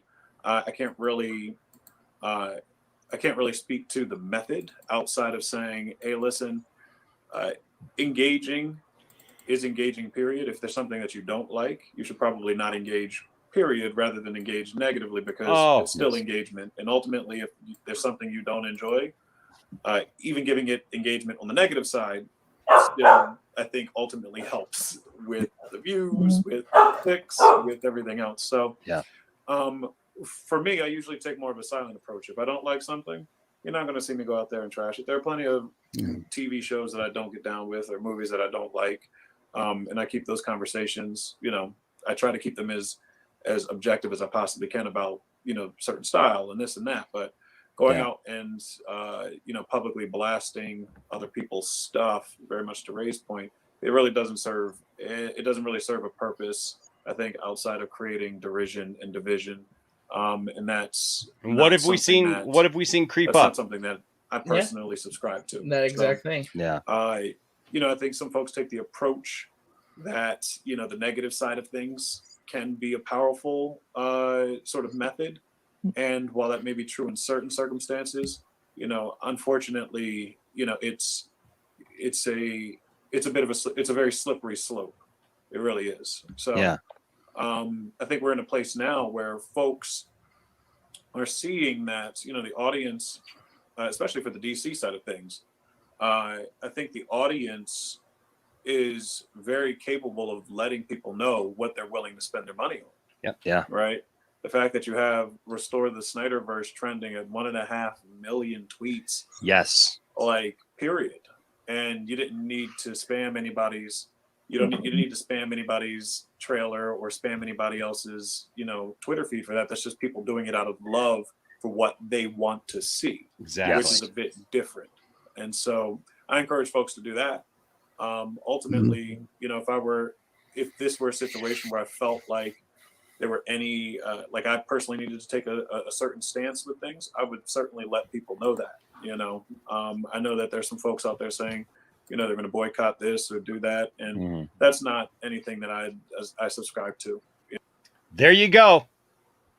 There you go. So if you're running around Twitter, if you're running around the internet saying, I'm doing this for Ray Fisher, I'm going to boycott this thing, and everyone who wants to enjoy this or wants to be hyped for it or wants to appreciate this movie, that somehow you're bad, somehow you've betrayed Ray Fisher, somehow you're doing something bad. The man himself just told you he doesn't subscribe to that. Right. It's not his feelings on it. Never was. He doesn't want that. He's got friends who are working on this film, and he's telling you to compartmentalize your anger and your concerns over this, recognizing that, yes, there are the Walter Hamadas, there are the Toby Emmerichs of the world who are absolutely problems within this thing that we're talking about. But it doesn't mean that we blast the whole thing and act like we're not DC fans and we don't want to see it. So that's that. Real quick, I do want to get to a couple of things. Rel here. Thank you, Rel. Rel's funny. Says Enosh, we all know that those were Ray Fisher and Ray Porter's evil variants, speaking positively. I don't know how they're evil if they're speaking positive. Well, it's opposite world. It's probably opposite day somewhere, DL. Right? Then, yeah, another multiverse somewhere. Yeah. Yeah, So the people who take issue with those comments live in clown world. Okay. well, exactly. If you got an issue with that, you don't have an issue with Enosh Fee. You don't have an issue with Poindexter Lounge. You have an issue with Ray Fisher. You have an issue with Ray Porter. And like I've said many times, y'all coming against people who like actually have friendships with Zack Snyder, then you got a problem with Zack Snyder, because Zack Snyder's told you on multiple occasions too who he trusts and who he's friends with. So y'all are arguing with the wrong people. You ain't arguing with me. You ain't arguing with the nerd queens. You're arguing with the people. You're arguing with the man himself. So you look like a fool. You make yourself look like a fool if you're arguing these other things. H Bart's here with a $5 super chat. Thank you. H Bart says, me and Orlando are going to get Kermit and Elmo suits and recreate the BVS poster. That's amazing. That's amazing. Yes, I want to see that picture. Yes, I want to see that. And H Bart's, I am getting a Kermit puppet just to be able to do some fun drops just for you. So so here's the thing. So that is the thing right there. Walter Hamada's name might be on the Flash movie. Okay. But you know what? It doesn't matter, because Walter Hamada is not the only person that has anything to do with the Flash movie. I am telling you right now, in the title of this, and I'm gonna share one more clip with you guys before we end this topic. But I'm gonna tell you straight up right now. Listen to me. You are not a hypocrite if you stand with Ray Fisher and you want to see the Suicide Squad movie and you want to see the Flash movie.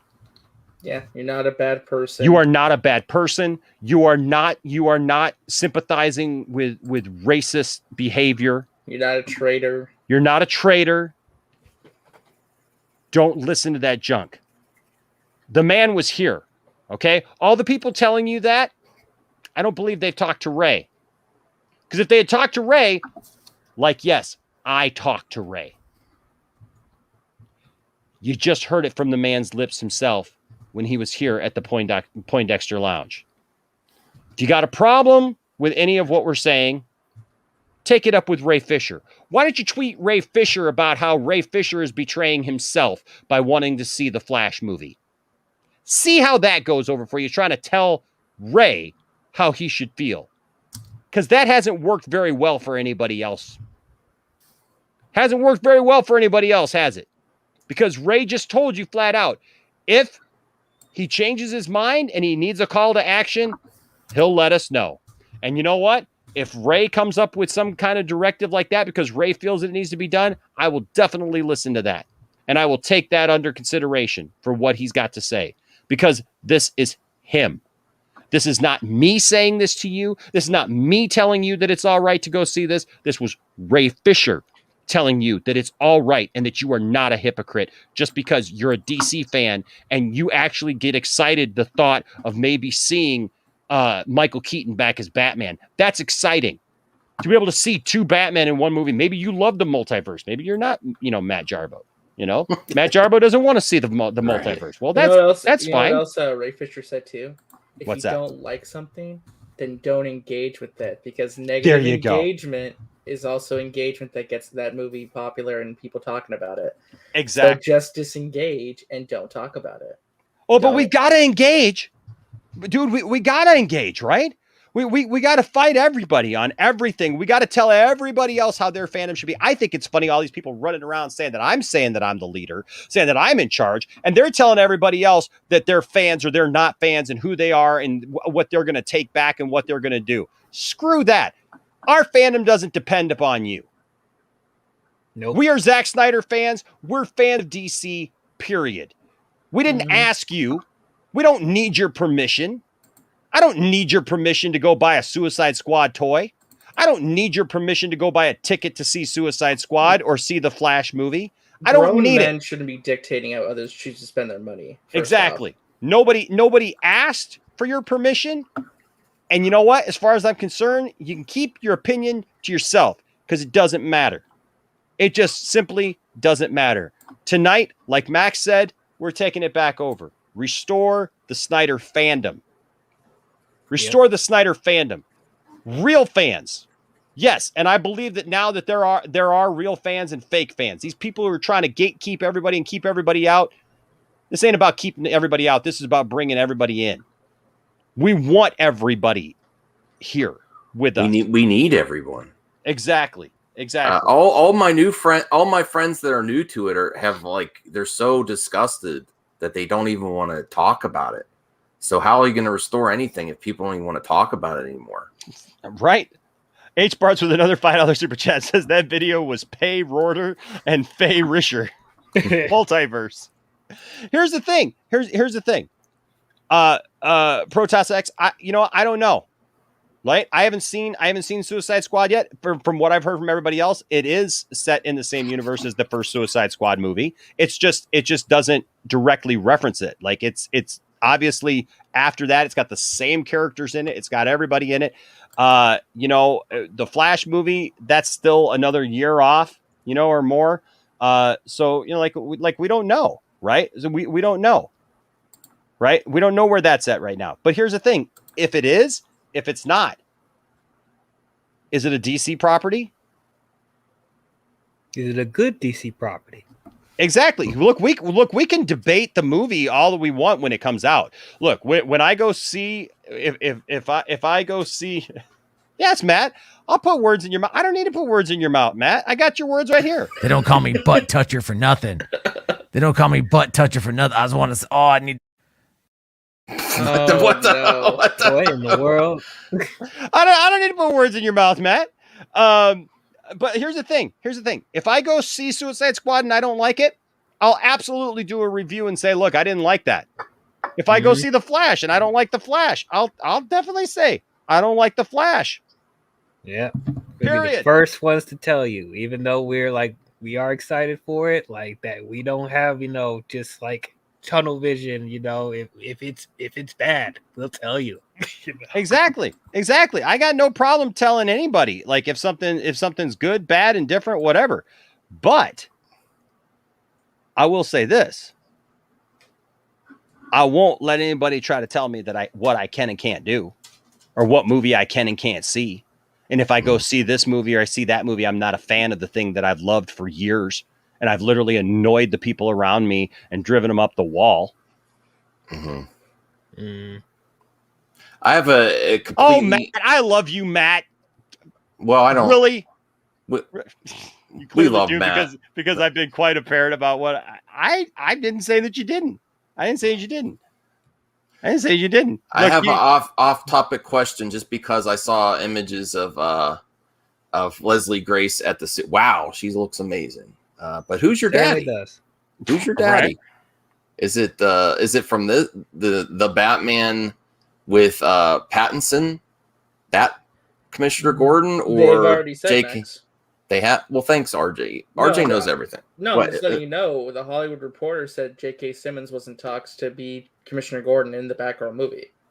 So according to what we're hearing, it's J.K. Simmons. Yeah, and it's said in the DCEU. Okay, that could still work. I just wanted to show that she looks amazing. I'm not like ogling her or anything, but wow, woo, stunning. I'm not ogling her. But let me just. But she knows she's stunning. I'm not barking at her or anything. Like, okay. I mean, look. Here's the thing. Regardless of if you like. If regardless if you like the multiverse, if you don't like the multiverse idea, and I get it, Matt. Matt's not here, but Matt has said many times that he doesn't like the idea of the multiverse, right? Well, and I'm not trying to misrepresent. I think he said that he doesn't feel it's been earned yet. Okay, and that's fine. But the reality is like it's still coming, right? So I mean, I'm genuinely getting excited about these castings, like the guy from Cobra Kai for Blue Beetle, Sasha Cali as Supergirl. Look, I got no problem with the Blue Beetle movie being made, but like RJ will tell you and Saggy will tell you both, like in our groups and stuff, like I'm not excited about the Blue Beetle movie because I'm not a big fan of Blue Beetle. No, you know what I mean? Fine, yeah. You know, But and I'm excited for it now the way I was when Black Panther was announced because I'm not against it. I liked Black Panther, but I wasn't like a real fan. But then the movie made me a real fan. So I think that Blue Beetle is capable of doing that for me. Making me a fan of Blue Beetle. I mean, I like Blue Beetle, but like I wasn't clamoring for a Blue Beetle movie right now. Yeah, but, I'll go see it because I do like the character. I I'm just not like in the love character. with I it. think it's cool, like as a Latino man myself, to get that kind of representation on screen. Like it's a big superhero. It's not like, again, I don't think it's like the Black Superman thing where just like let's spend an existing character. No, it's an organic character. Sure. That's existed Yeah, for, like, I don't many have that years. problem with it. Yeah. I've never been a huge fan of the character. I like the character a lot more when he's paired up with a Booster Gold. Mhm. Like Yeah. back then with that connection. Yeah, or that's whatever. why I feel like if they're doing the streaming approach where they introduce a character in their own streaming movie and then they spin off into the other movies or projects or other characters, that can work too. It's kind of like when Marvel's doing with Disney Plus. Sure. So Michelle here says, as fans, we need to be coming together, not tearing one another down as a fandom. We have grown in love, not hate, nor division. We are a movie fandom. This is what we love, and it is what makes us a community. And listen, you know what? I will tell you, Michelle, not only are you right, but all those people who right now are on the other side of this, they're absolutely welcome. Like nobody's trying to kick them out either. I'm not saying kick everybody out, but I'm saying if you're going to be a part of something, you need to be inclusive of everyone and welcome everyone and not be trying to be real gatekeepers, trying to keep people out and tell people who and who is not a fan. Because listen, if you love it, you love it, period. Rel here with a $4.99 super chat. Thank you, Rel. Says that was audio of Jarbo talking to his plunger. Oh my gosh. It's the plunger. The plunger. Well, I hate to pop in and leave, but my dog's going crazy and I have to get ready for work. But I just wanted to show support for Enosh coming back streaming. Thank you, sir. I appreciate it. I was happy to see your stream. I didn't mean to stream while you're on either, but I've been doing like a 30-minute streams, just an experiment. Hey, as Ryan says, you do you, boo, right? just to see how it works. But I wanted to pop in and say hello. I love seeing your thing, man. Yeah, I love it when you do your thing, man. I love seeing it. I mean, you love seeing my OnlyFans? Well, ACS loves it. Like it's a massive thing, and so I want to see his thing. Whoa. Okay. Well, we'll have to see how well the series does before that. But I want to wish everyone a good night. I am actually excited. I'm not conflicted anymore. I'm genuinely excited for seeing these photos of these DC properties coming out. I can't hate on people in the industry getting work, getting opportunities. And honestly, I'm getting a little bit bored with this. I know how people want authenticity in their comic book characters, but I also am getting kind of bored with the samey casting. So it's kind of interesting to see these young, diverse talent get opportunities. Now, I don't want, like the argument is it going to be hollow tokenism just to do it? I don't believe so. These actors look like they're excited. They look full of joy in life, and I'm willing to give them an opportunity, even if sometimes a casting goes against it's a little bit of a race swap or gender swap. I'm excited to give them their shot, and it feels to me like a small inconvenience as a fan to the source material. Like, okay, let's see what you got. Because the Jeffrey Wright character, you instantly, when you saw him in the trailer, like, yeah, it works. Or Perry White from Man of Steel. You're exactly. Like, why are we going to talk about it so much ahead of time? Let's just see if it works. That's all. I'm up for it, and I'm interested to see these young talent get their opportunity. And I'm not going to hate on the other stuff. I'm conflicted about the Suicide Squad, but I'm still excited to see it.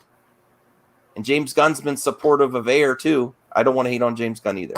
I'm sorry, this is Enosh's show. But I just wanted to give a little thoughts. Well, I would tell you, Max. I'm seeing on Twitter right now, like Venomous Prime has already started watching the Point Extra Lounge live stream, and all I can say is hashtag restore the Snyder fandom.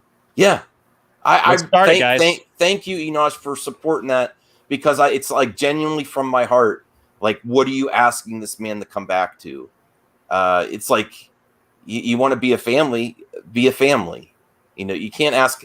I can't say restore the the Snyderverse, and then have people not treating even people. You could disagree with people, but treat them like people. You know. Absolutely. We can't ask them to come back to it like the way it is today. The last few months, we can't ask them to come back, and I do want them to come back. So. Yep. So hey guys, absolutely use that hashtag restore the Snyder fandom, and I'm gonna go on. I want to play this next part here from Wayne T. Carr. So and then after that, I'll pop out because I got some stuff to do. Yeah. So this was from Wayne. So I just played for you guys from Ray Fisher himself, from Ray Porter himself. Well, then guess what? Ray Fisher came back when Wayne T. Carr came on the first time, and actually this is the second time. There was another time when it came on. DL, you were here for this. RJ, you were here for this. I was. And we got into a whole discussion about this movie and everything. And so here is what Wayne T. Carr, Ray Fisher's friend in real life, had to say about these movies. Absolutely. I mean, like I would have to, you know, have some conversations with people, you know, just because there's a history there with certain people. And, somebody asked him if he would play and Green Lantern in Ray and I are from okay. We love what we do. This is great, but we're not going to take BS for too long, right? We just can't deal with it. So I think because of my friendship with Ray and because of what I know he went through, I would have some reservations, but I would love to play the character, man. Yeah, I would love it. And Wayne, I think that's a great that's a great take on it, because I know a lot of people. I mean, because like a couple of the other things that we had tonight are like there's all this new news this week. Is the reveal of the new costume, and then this little Batman, future kind of thing, for that. And it's interesting because I've seen a lot of people have a lot of different takes on that. They're like, no, we can't acknowledge, any of this stuff, right? We can't acknowledge, this. We can't like this because we like Zack Snyder stuff. We can't admit that we like this or that we think this is cool, which is really rough for me because look, I'm a Batman fan and I'm a Michael Keaton fan, and so I like his Batman, and so it's like I'd be absolutely lying if I said that this did not stir something in me. It's very reminiscent actually of Watchmen. You're doing yourself a disservice if you just say you don't like that image, especially if you're a fan of the classic, right? You're doing yourself a disservice. Yeah, and then we got cool. We got this new Shazam outfit that that people are going crazy. He's got some funky looks on his face. It's a bit, and I think it's a big improvement on the first movie. It looks pretty next cool. level. Yeah, really. Which RJ is this? Past RJ or current? But that being said, Wayne, I think the point is that it's all right to enjoy things. It's all right to say, look, I enjoyed the Shazam movies. I'm in the same ball with everybody else, or in the same boat with everybody else. This Flash movie, there's parts of it that absolutely seem very, very interesting to me. And as a DC fan, I want to love it. Now, am I going to go see that movie? And if things keep on the way that they are, the way we pretty much all know that or feel that they're going to. I mean, anything can happen, but we all know the situation with Ray, and if we support Ray, it's going to be hard for me to sit and watch that whole movie, be thinking to myself, man, I like this, but dang, how much more would I have been able to appreciate this or enjoy this knowing that Ray Fisher was in it, knowing that, all that stuff that happened and everything, and then knowing how he got cut out of that, But at the end of the day, I am a DC fan too. At the end of the day, you're an actor, and yeah, we do things out of respect for people, and like you said, I can really appreciate that way, and that you say, look, I'd have to have some discussions for sure, but at the end of the day, you got to do what you're placed here to do, right? I mean, yeah, absolutely. I mean, and with the Flash movie, I'll protest the way I protest, right? Yes. And so, like, I'm not going to see it opening weekend. I'm not going to the movie theaters to, that's just the way I'm going to do it.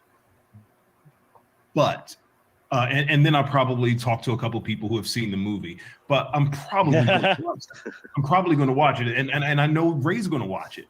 Ray is, even though they cut him out of the movie, he's going to watch the movie. He may not go to the movie theater on opening weekend to help them with their numbers, but he's going to watch.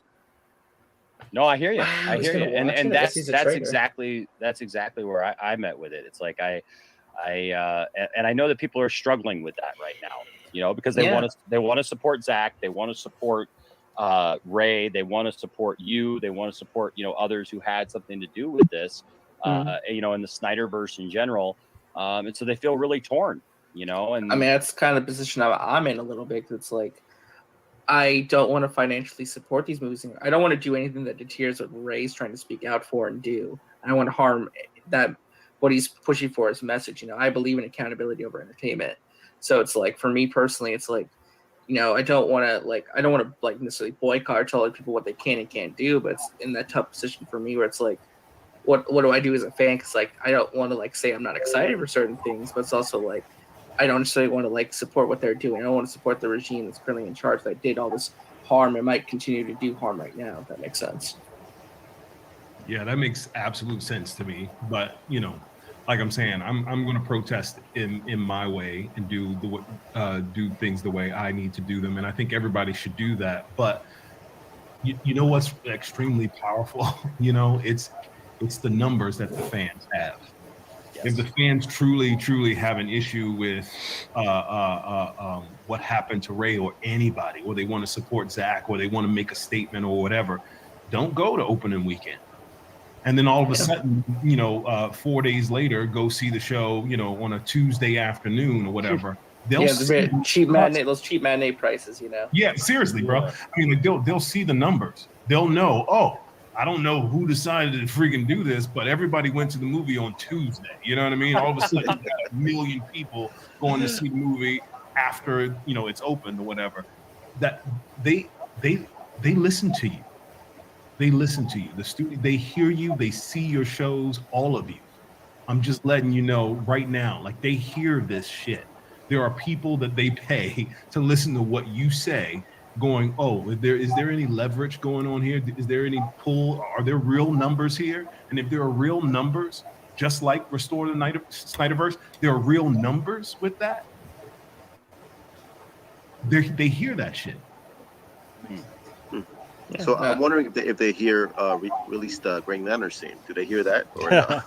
No, I mean, absolutely. If there are numbers behind that, yeah, they hear it. I don't think there are crazy numbers behind that on Twitter or any other social media. It's not like release the Snyder cut and shit. That was It was that to the moon, right? So you're gonna hear that, right? Release the Snyder scene, and in all honesty, I haven't said this to anybody yet, but I don't think the Green Lantern scene will ever be released, simply because I feel like Zach will move on.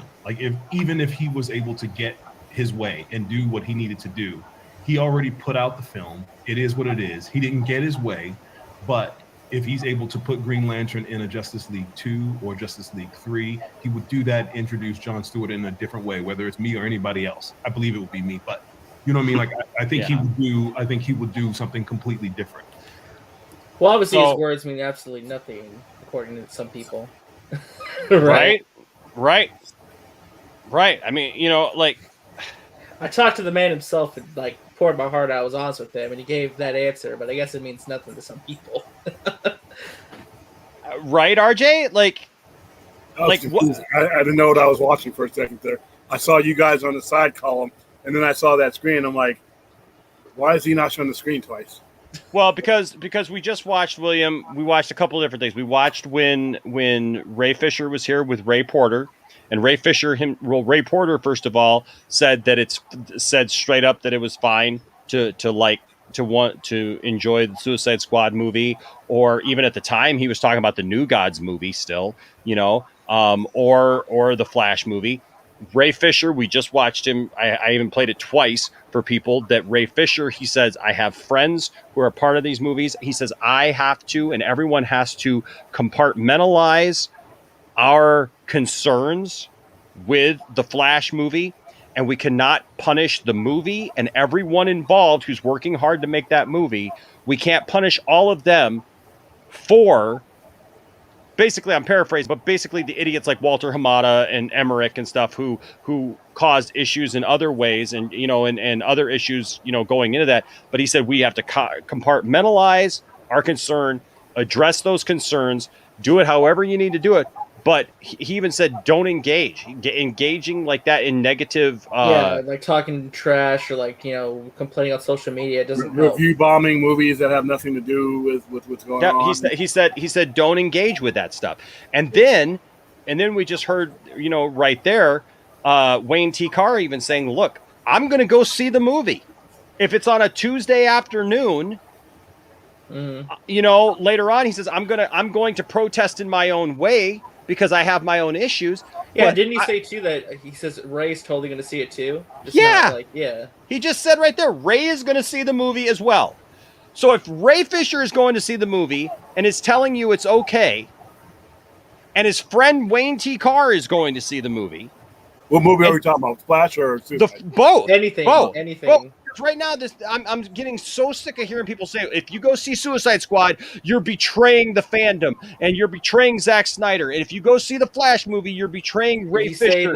And you're supporting. Cool, exactly. You're supporting racist initiatives and stuff because of Walter Hamada and stuff. And it's BS. It's all BS. It's all made up. It's all a bunch of people trying to dictate to everybody else how they should respond to something. And nobody should have that kind of power. Nobody does really have that kind of power. And I screw. Now, come on, H-Parts. Matt doesn't have any power around these parts in the lounge. Matt is a peer and a friend here at the lounge, but he lords no power. Listen, business is. We do have a throne for him. We do have a throne for him, though. But business is going to get done no matter what. I mean, people are going to go see these movies, and you're not boycotting these movies isn't really going to do anything for the incoming regime, but give them bad numbers and make it harder for them to understand, A, what is a viable fan base, and B, what are viable projects. If you tank all these movies that are going now, the incoming management is looking at us like we're not a reliable fan base. Because what's going to happen when they take over, and there is invariably going to be something that they do that they have to do for business that a fan isn't going to disagree with.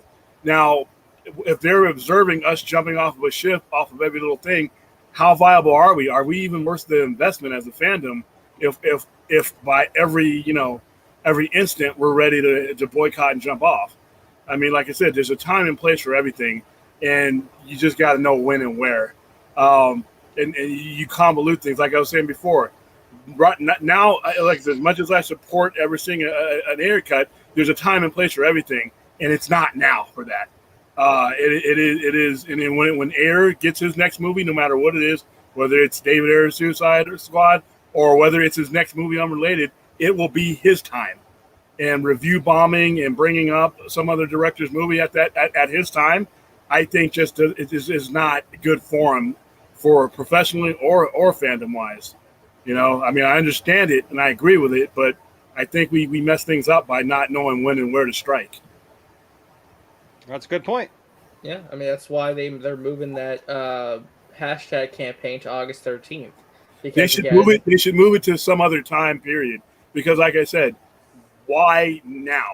Why? I don't understand. Well, I think it's because they wanted to do it like on the anniversary of the first film's release, but it coincided with the release of this new one. So But see, in that part right there, the fact that it coincides with someone else's movie like that should trump everything else. I'm sorry, but otherwise, in hindsight, it's going to look like you were trying to piss on someone's parade that has nothing to do. Well, and that's why they changed it. Yeah, That's why. But August 14th is not. The Suicide Squad is still going to be in the theaters. Yeah, it's still gonna be in the theaters, but I do think it's a show of good faith that look, they're trying to commemorate the movie that already came out around the time that it came out. Yeah. Well, I don't know if you guys saw, and I'll say to H Barts, I kind of agree with Toronto Freddy. All hail Jet Marbo. What did I join into? Oh, we're hitting it hot tonight, man. It could plunge real quick. I hear about the Ayer cut and moving to the 13th, which I thought was a smart move, to be honest. But I don't. Someone give me some context of what's going on in here, because I hear Jet Marbo and all that stuff. Well, I just showed. That's not really a topic. I just showed video of both Ray Fisher and Ray Porter. Basically putting to rest all this garbage that people are spreading all over the internet on Twitter and social media, telling people that if they go see Suicide Squad or if they go see the Flash movie, that they've betrayed Ray Fisher or they've betrayed Zack Snyder, and they're not really Snyder verse fans, and they're this and that, and basically putting people down.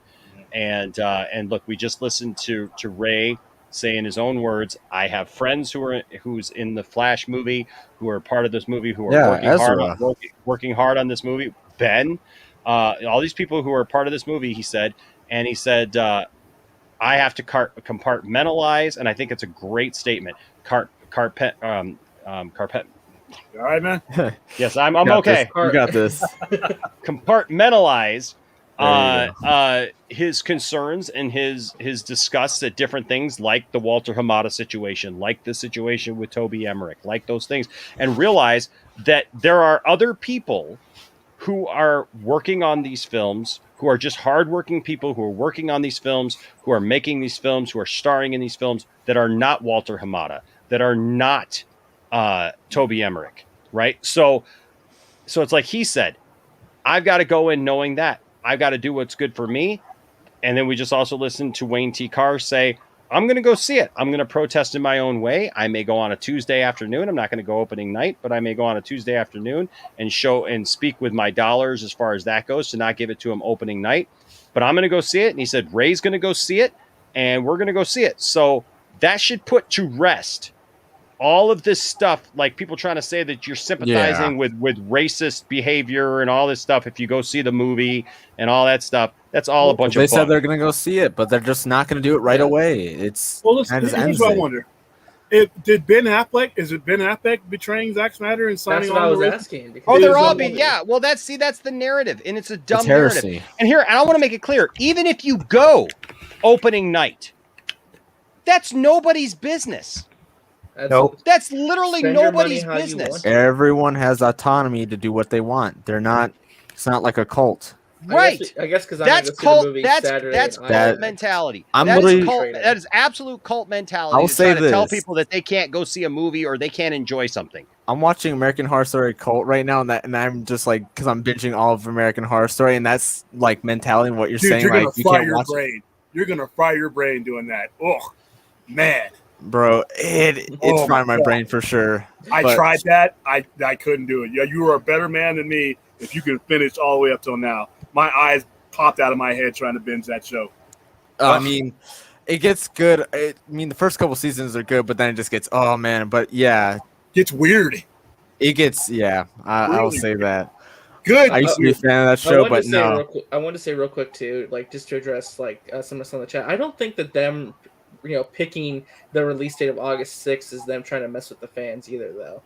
Like, I don't think everything that they do is a slight against fans. No. It's like James Bond movies. James Bond movies doesn't get released every November. I gotta say, I think the people who have been around the idea of the Ayer cut have actually done a really good job about the way that they've gone about things. They have not been toxic about it. They have not been rude about it. They've simply just put it out there that, look, David Ayer is very deserving to have his movie seen, because as we read earlier in the statement, he's flat out said, look, the movie that came out was not my movie at all. And then he said, read that. And then he said, read that again. That it was not my movie.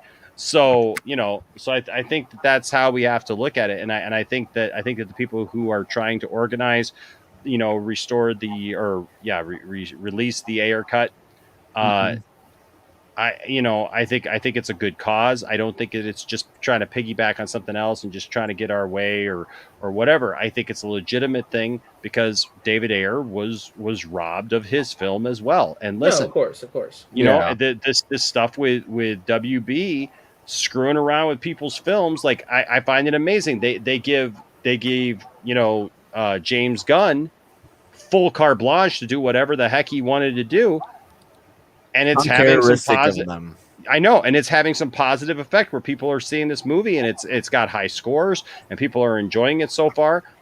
Imagine if they had done that with Justice League for Zack Snyder or with David Ayer. They had to learn that lesson first. Or David Ayer, and that's the thing. And hopefully they're learning, and hopefully we're able to rectify things that have happened in the past, and we're able to move forward. I really hope so. And have positive conversations. Environment.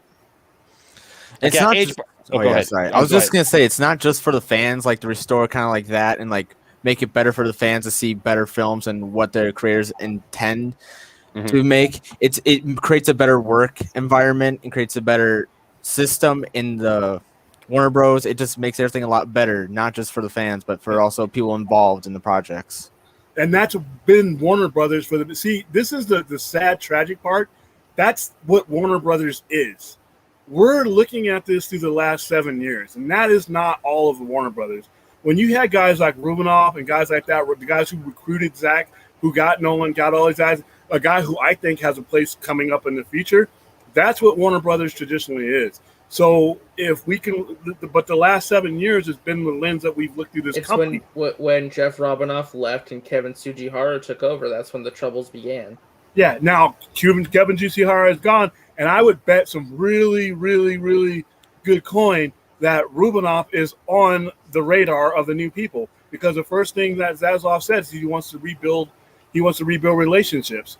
And if that guy comes in, listen, like I always say, these hashtag all these movements are going to have a lot more power in about 9 months or less, because the people who are listening to them will be different, and the capacities for them to carry on to something productive will be a lot different. Right now, these guys that are currently in power now, the ones that are, they're not changing their minds.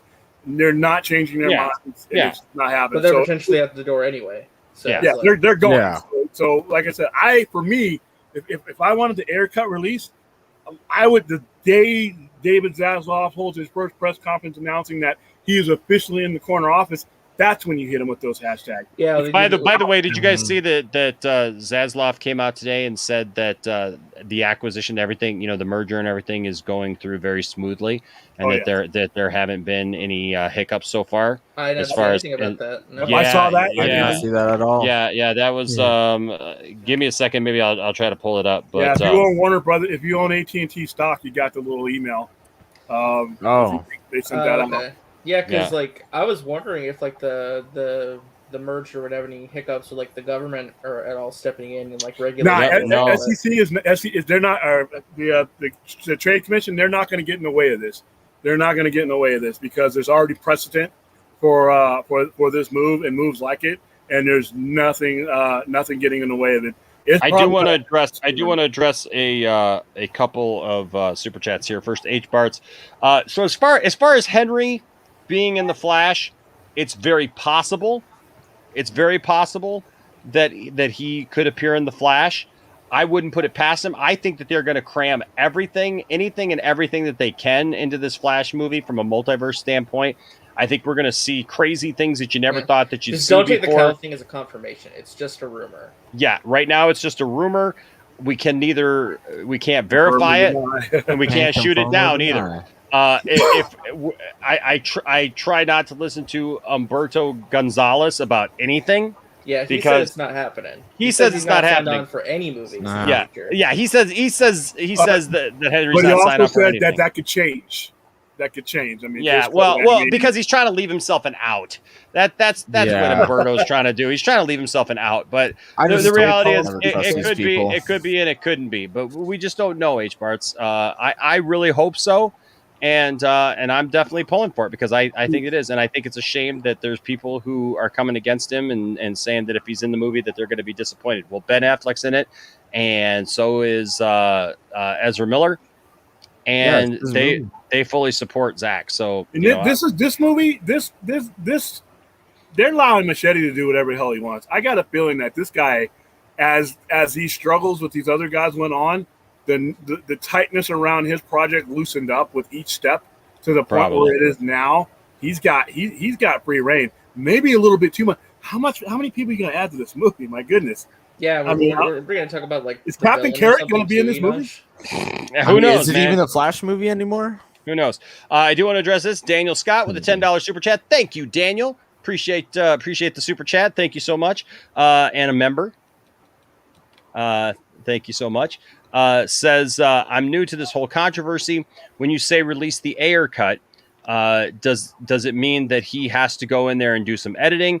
Are there or is there already a copy in the canon? According to David Ayer, there already is an edited version of the movie. There is an edited, done version of the movie. He submitted the movie, and they changed the movie. Yeah, they said not this version. We want the other one done by the Trailer House Company. Yep. So apparently he finished his movie. He finished exactly what he wanted it to be. He said it was much more grounded. It was much more realistic. It was gritty. There was no pop songs. No pop songs at the end. There were no pop songs. That it was much more Joker in it. That it fleshed out the Joker character more in his It's film. not like the Snyder Cut where some stuff need to be finished. It is a done movie. Exactly. Like, everything's there. It just exactly. And so the thing is that it was that, and then Warner Brothers stepped in and said no, and they turned it over to this music video company who did the trailers, and they chopped it all up. They were the ones who gave us what ended up being in the theater, and we just read earlier David Ayer's comments. And if you missed that part, Daniel, you can go back and actually watch the beginning of this, where I actually read his statement, David Ayer's statement, where he talks about it, and he says that was not my film. The thing that came out a few years ago was not my film in any way. So there you go. Yeah. I was saying that same stuff over on Dawson's stream the other day when he was drawing and all that stuff. I was like, I want to see the Ayer cut just because I want to see what he originally intended, and we get to see more Joker, and that's why I really want to see, because he had a bad rap and all that stuff, and people were not a fan of him because we just didn't see too much of it. And I'm like, that's kind of a huge positive. Like, people want to see more Joker, so I'm like, why not?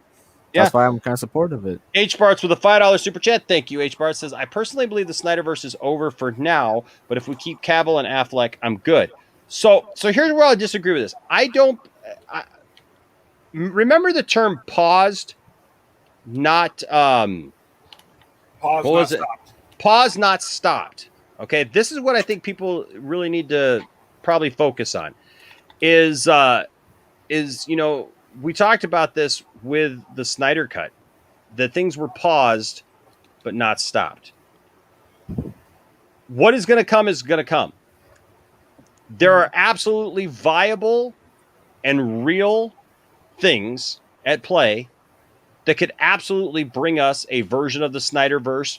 Or I'm not saying that the Snyderverse is going to take over and it's just going to be the main continuity and it's going to be the only thing that you get. That's not even what I'm asking for. Okay. Cool. I'd be awesome. It'd be awesome. I'd be totally cool with that. But what I'm asking for, what I want to see, and I think what most people want to see, is they want to see Zach's vision completed, right? And I think that there are absolutely steps that are very easily attained for that goal. So what I would change about your statement, if it was me talking, and look, and H. Barts, Hey, if you don't believe that it's happening, that's fine. But I'll just tell you, my personal belief is that I would say I personally believe that the Snyderverse is paused. It's gonna be a couple of years. I said that ever since the beginning. Everybody talking about that it was going to get announced like right away, right after the Snyder Cut. I was like, nah, it's going to be a while, guys. And everybody trying to go on about Fandom and how Fandom is going to be this big announcement, guys. It's not going to be Fandom either. Like seriously, No, they have other movies to promote. They got too many other things that are going on right now. And I, personally, if I'm being honest with you, you guys know I'm a pretty positive person. But I believe the Fandom is going to be a letdown. I don't believe the Fandom is going to be this great thing. And I know that people disagree with me on that, and I know that people are holding out hope that it's going to be good. It depends. It depends on who's in control of the company by then. Because the people putting on Fandom right now, we're talking about what, October? Yeah.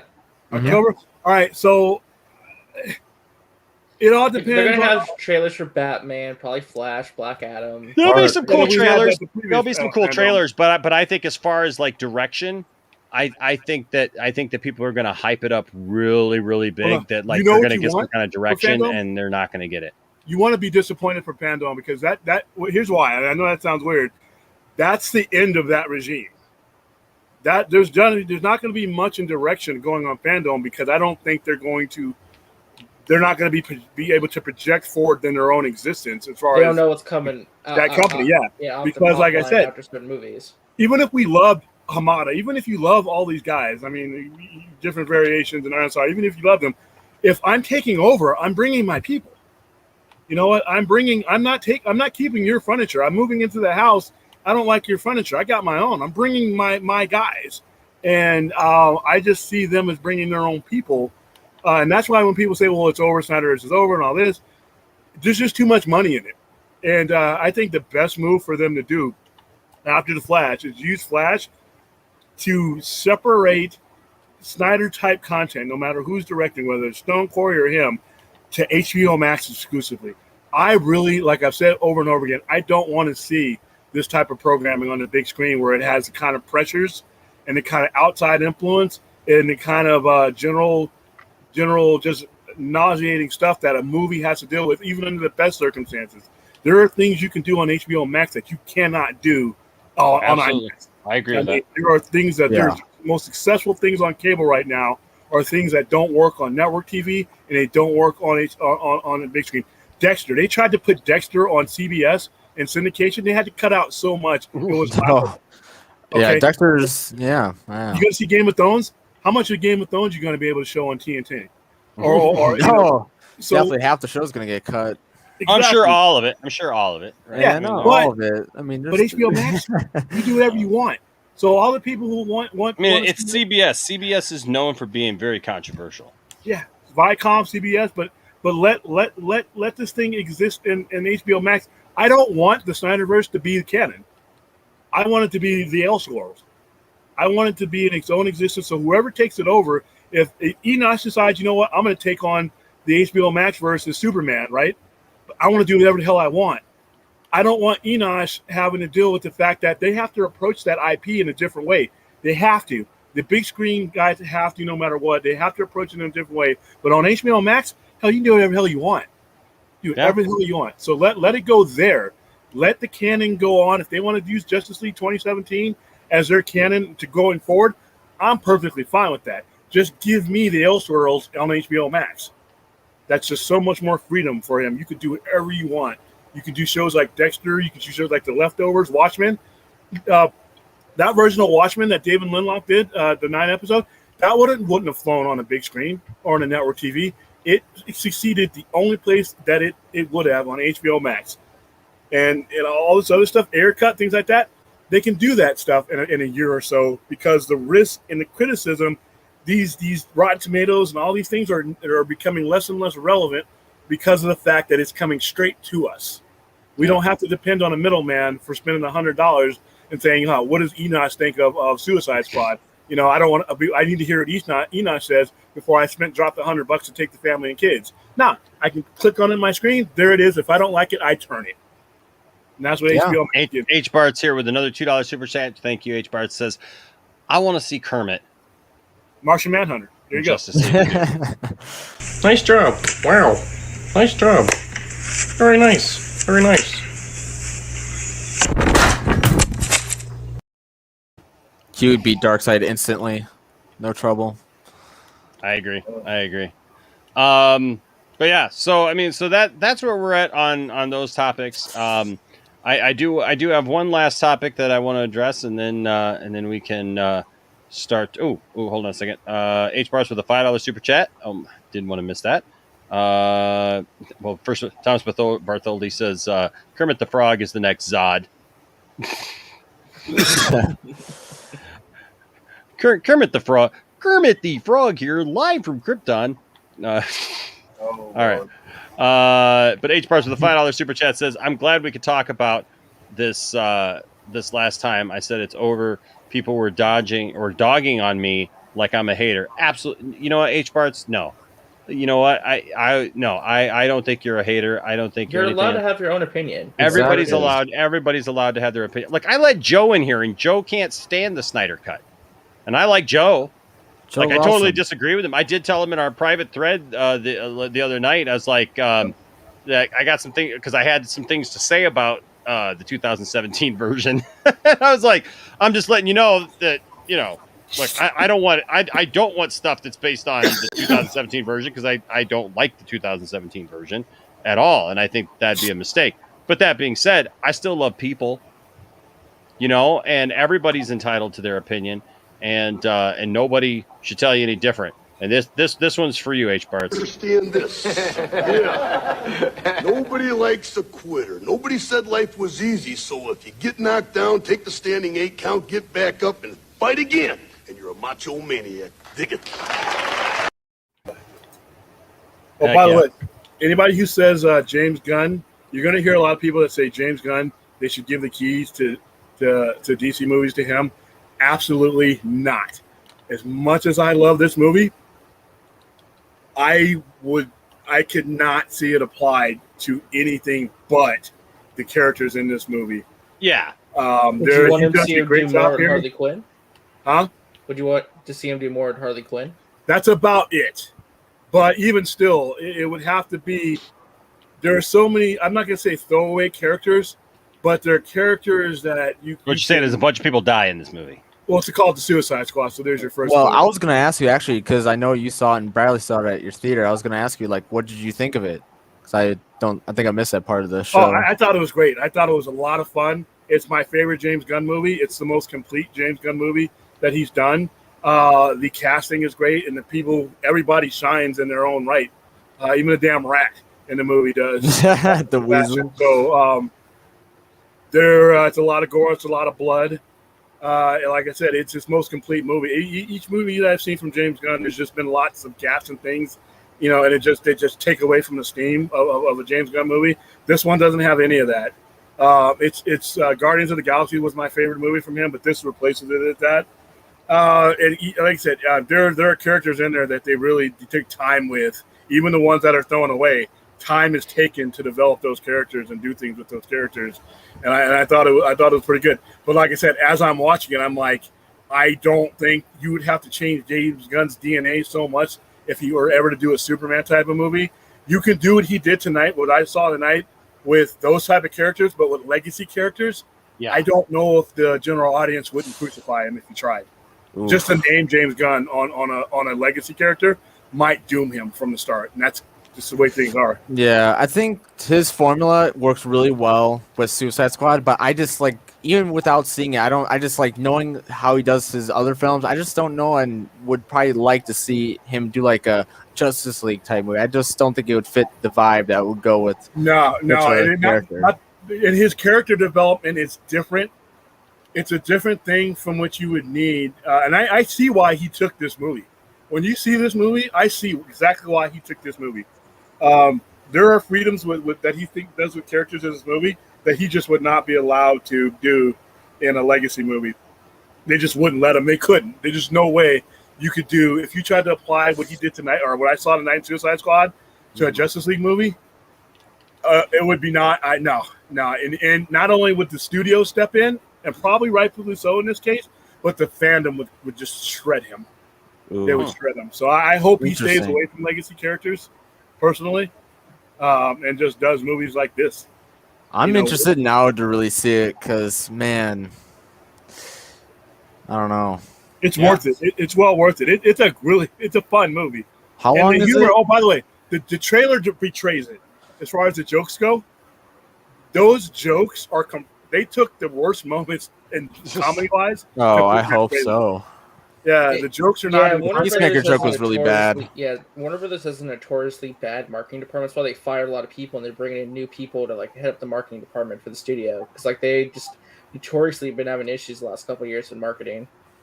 Yeah, and the last trailer, if you notice, the last trailer is the new people that took over because they weren't there, and they're just like I said, there's comedy in the movie, but it's not stupid. It's not goofballish.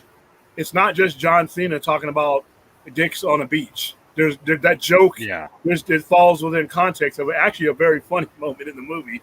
And like I said, I'm not a John Cena actor fan because I think he has a long way to go. He's good in this movie. He is really good in this movie.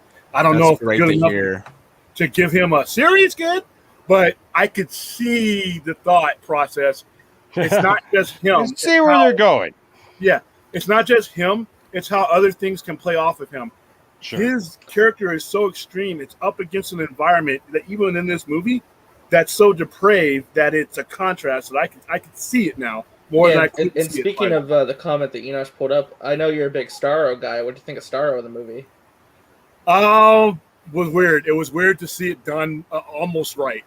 Almost right. Almost right? Yeah. Well, no. And here's the thing: is depending on what interpretation of Starro you've ever seen, this is going to be a I don't want to explain. Yeah. Because there's different origins that apply to this one that you see in the movie that don't apply to Starro, the character, normally.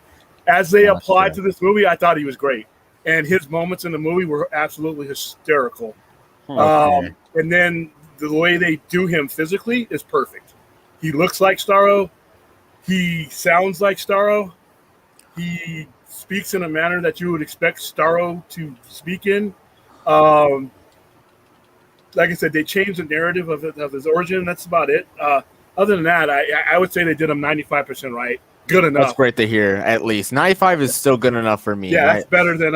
Wait a minute, is It's John better than what I Van expected. Damme going to be the secret Flash villain? They pulled up a picture from Bloodsport. Well, so we're gonna get into this here in just a second. But Cherie, we love you. Have a wonderful night. H Parts with another $5 super chat. Thank you. H Parts says, "I'm sick of James Gunn. I want more James Gunn." Hey, this movie's gonna change your mind about him. If you don't like James Gunn's movies, or if you're like, you're missing the joke. Oh, did I miss something? You're missing the joke. He says, whatever. "I'm sick." He says, "I'm sick of James Gunn. I want more James Gunn." He is a true visionary. Part of the Jarbo I like the Jack Marbo. Like Jack Marbo. I think he's part of the. I think they're working together. But you know, as long as they add more Kermits. Can somebody change the channel? I'll watch anything except these stupid home renovation shows. What's wrong with them? Besides their lack of Kermits, lots of things. It's mindless cookie cutter entertainment. As DC Comics gets taken over by a home renovation network that has 10 home renovations. Right? Exactly, man. That's exactly. Hilarious. Hey, I'm gonna bolt though, but does anybody got any questions? Any non-spoiler questions for Suicide Squad? I was just gonna ask, how long is it? It's about 2 hours, 2 minutes long. Okay, and does it feel complete? I guess with its time frame. What do you mean as far as? Because I know because I was just making kind of like a joke because he said 2 hours and like 2 minutes, and we know how like WB likes to cut their films to like 2 hours. No, this movie's not chopped up. And that's the one thing I said when I came out of the theater. It flows nicely.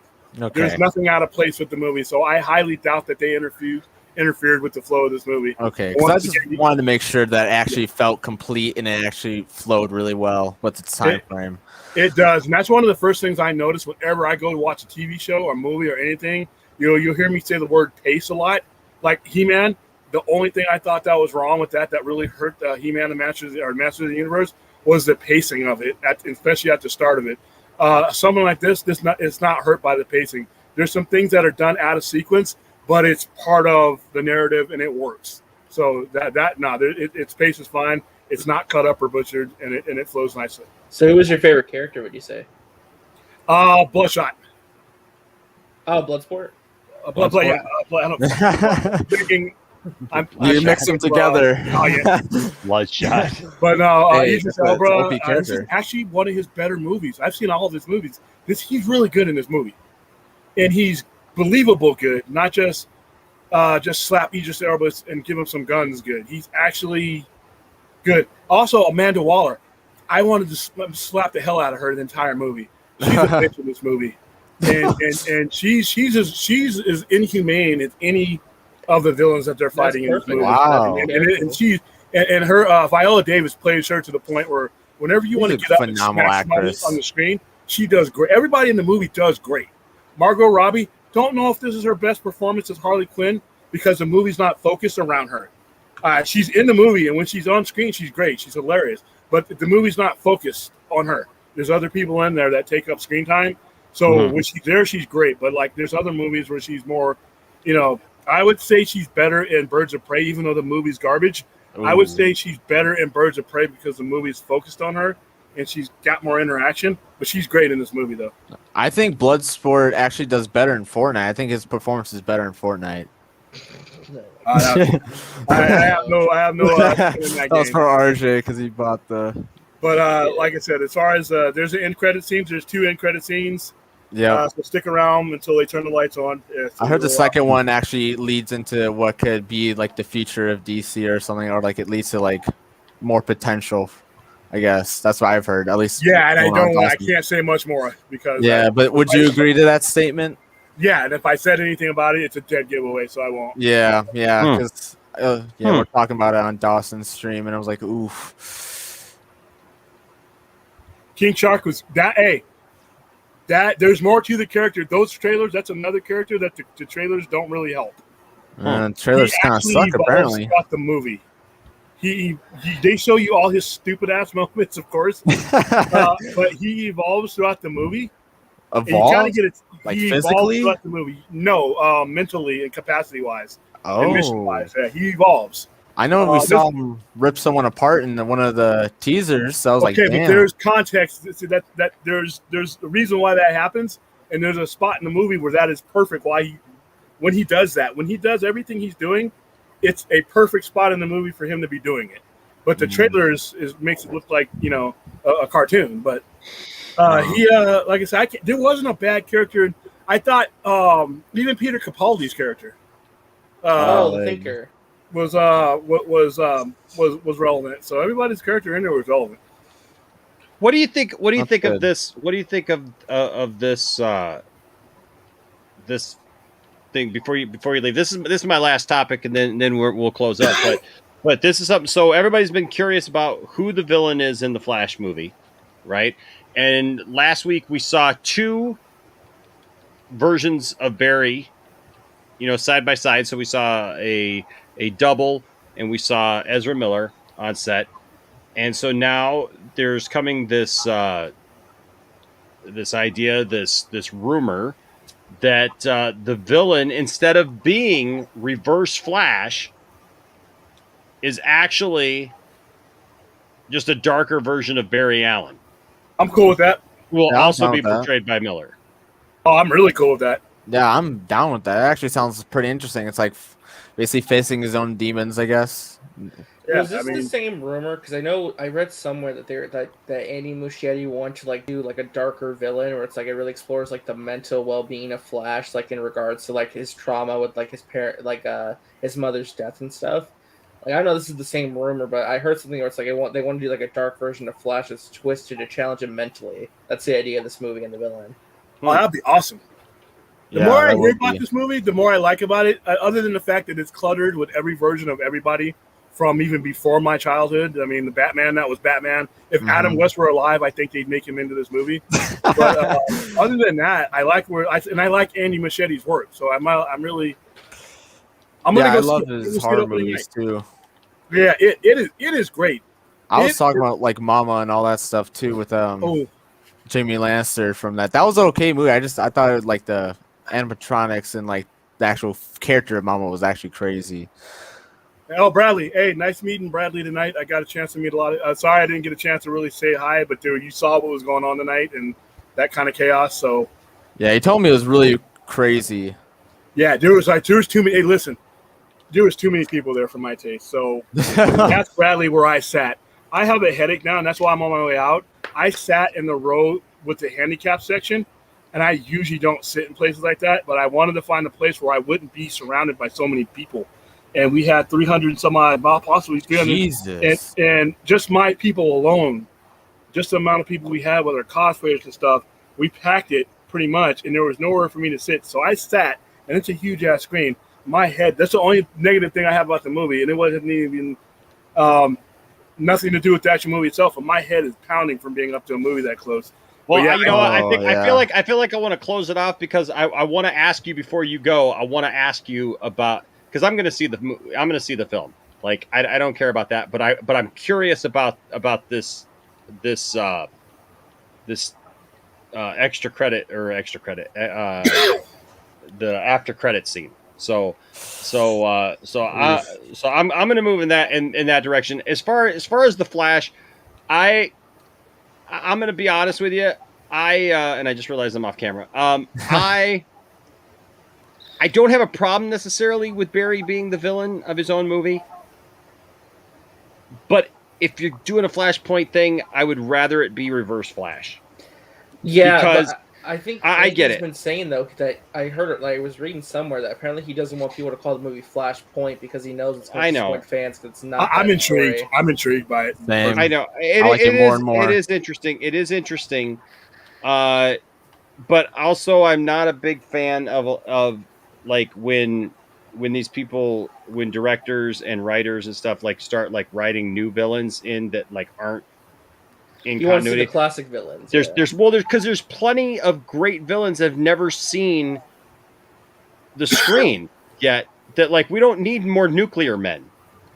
You know what I mean? Like we don't need more of that. We need to see the brainiacs of the DC or the DC universe. We need to see the reverse flashes of this universe and stuff. We don't need to be seeing made up characters.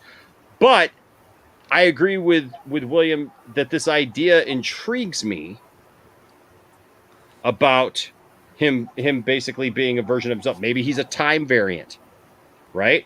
Like, I mean, they exist outside of the MCU, so yeah. they definitely exist with the Flash. So problem I have with using classic villains right now in this particular thing is the Reverse Flash.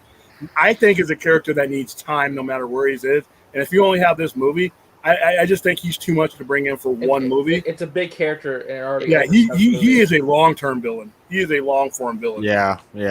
So I wouldn't mind seeing another side of it, and that's one of the reasons why if you watch Watchmen TV show, spoiler alert, why you don't see the squid in Zack Snyder's movie, because that's something that took time and to build up, even in the comics. But in the show on HBO, you get to see him because you had the time and context. I feel the same way about Reverse Flash.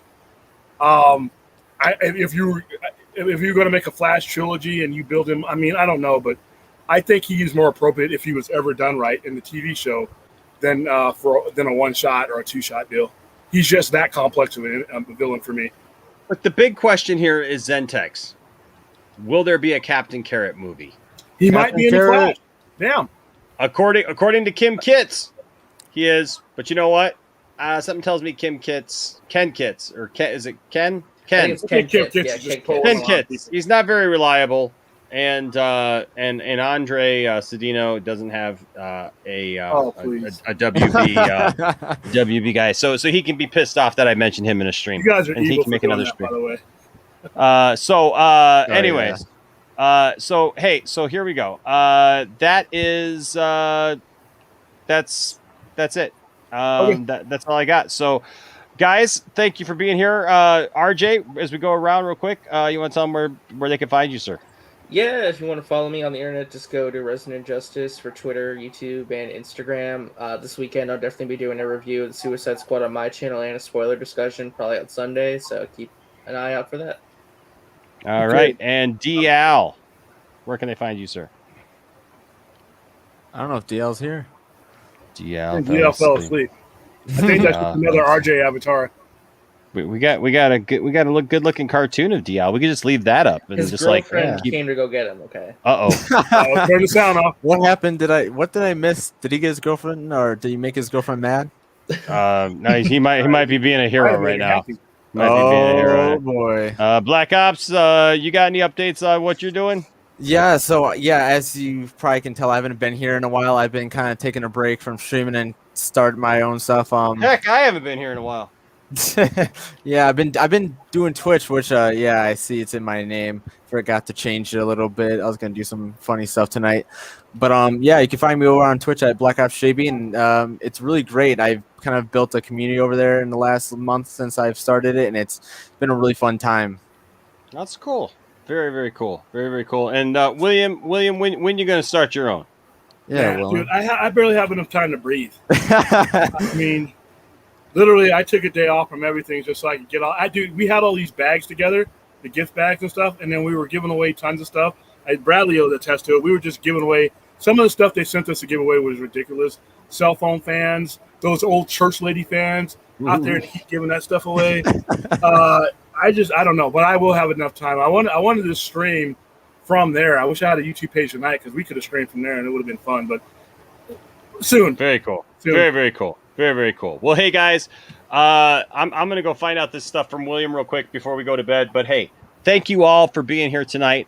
Damon here says I sent a comment about Evil Flash. It's about Crime Syndicate of America. I don't see that that comment, but he's talking about Johnny Quick. That it could be Johnny Quick. Oh, okay. Okay. Which I don't think they do that yet. I don't know. Yeah, I don't think we're there yet. But you never know. You never know. But I will just say this, guys. Listen. Thank you for being here. I mean that from the bottom of my heart. I appreciate all of you so very much. And I'm so grateful to have you guys here as part of Poindexter Lounge. That's why we're here, is for you. This is a place for nerds. It's a place where we can get together and have these kind of conversations and go over this stuff. And I love it. And I hope you love it too. And if you do love it, please hit that subscribe button. If you haven't, make sure that you're still subscribed, because I know RJ found out he wasn't subscribed. Somebody else. Oh, I was talking with Rasha Taylor. I was talking back and forth with her. She just checked because she heard that about RJ. She checked and she's like, oh my God, I'm not subscribed to you anymore. And so, yeah, so it's just crazy. So make sure you're still subscribed, but just know this, you are appreciated here at the lounge, and nobody is like you. I don't want to get all Mr. Rogers on you, but you know, I appreciate all of you. Thank you so much, Mary. And like I always say, don't anybody tell you that your fandom doesn't matter. Don't tell anybody that their fandom doesn't matter, but seek to have good conversations. And whatever you do, treat everybody with respect. And if you do that, there'll always be a place for you here in the Poindexter Lounge. Till next time, stay nerdy. Hi, you're watching Poindexter Lounge. Do you like nerd stuff? Yeah? Yeah? Then you'll love this. I just want to thank you for being here and being my friend. I hate the word content. When people say they're putting out content, it means they're putting out garbage filler material because they have nothing to say. With that being said, I have now completed my content for the day. We'll see you next time. Bye-bye.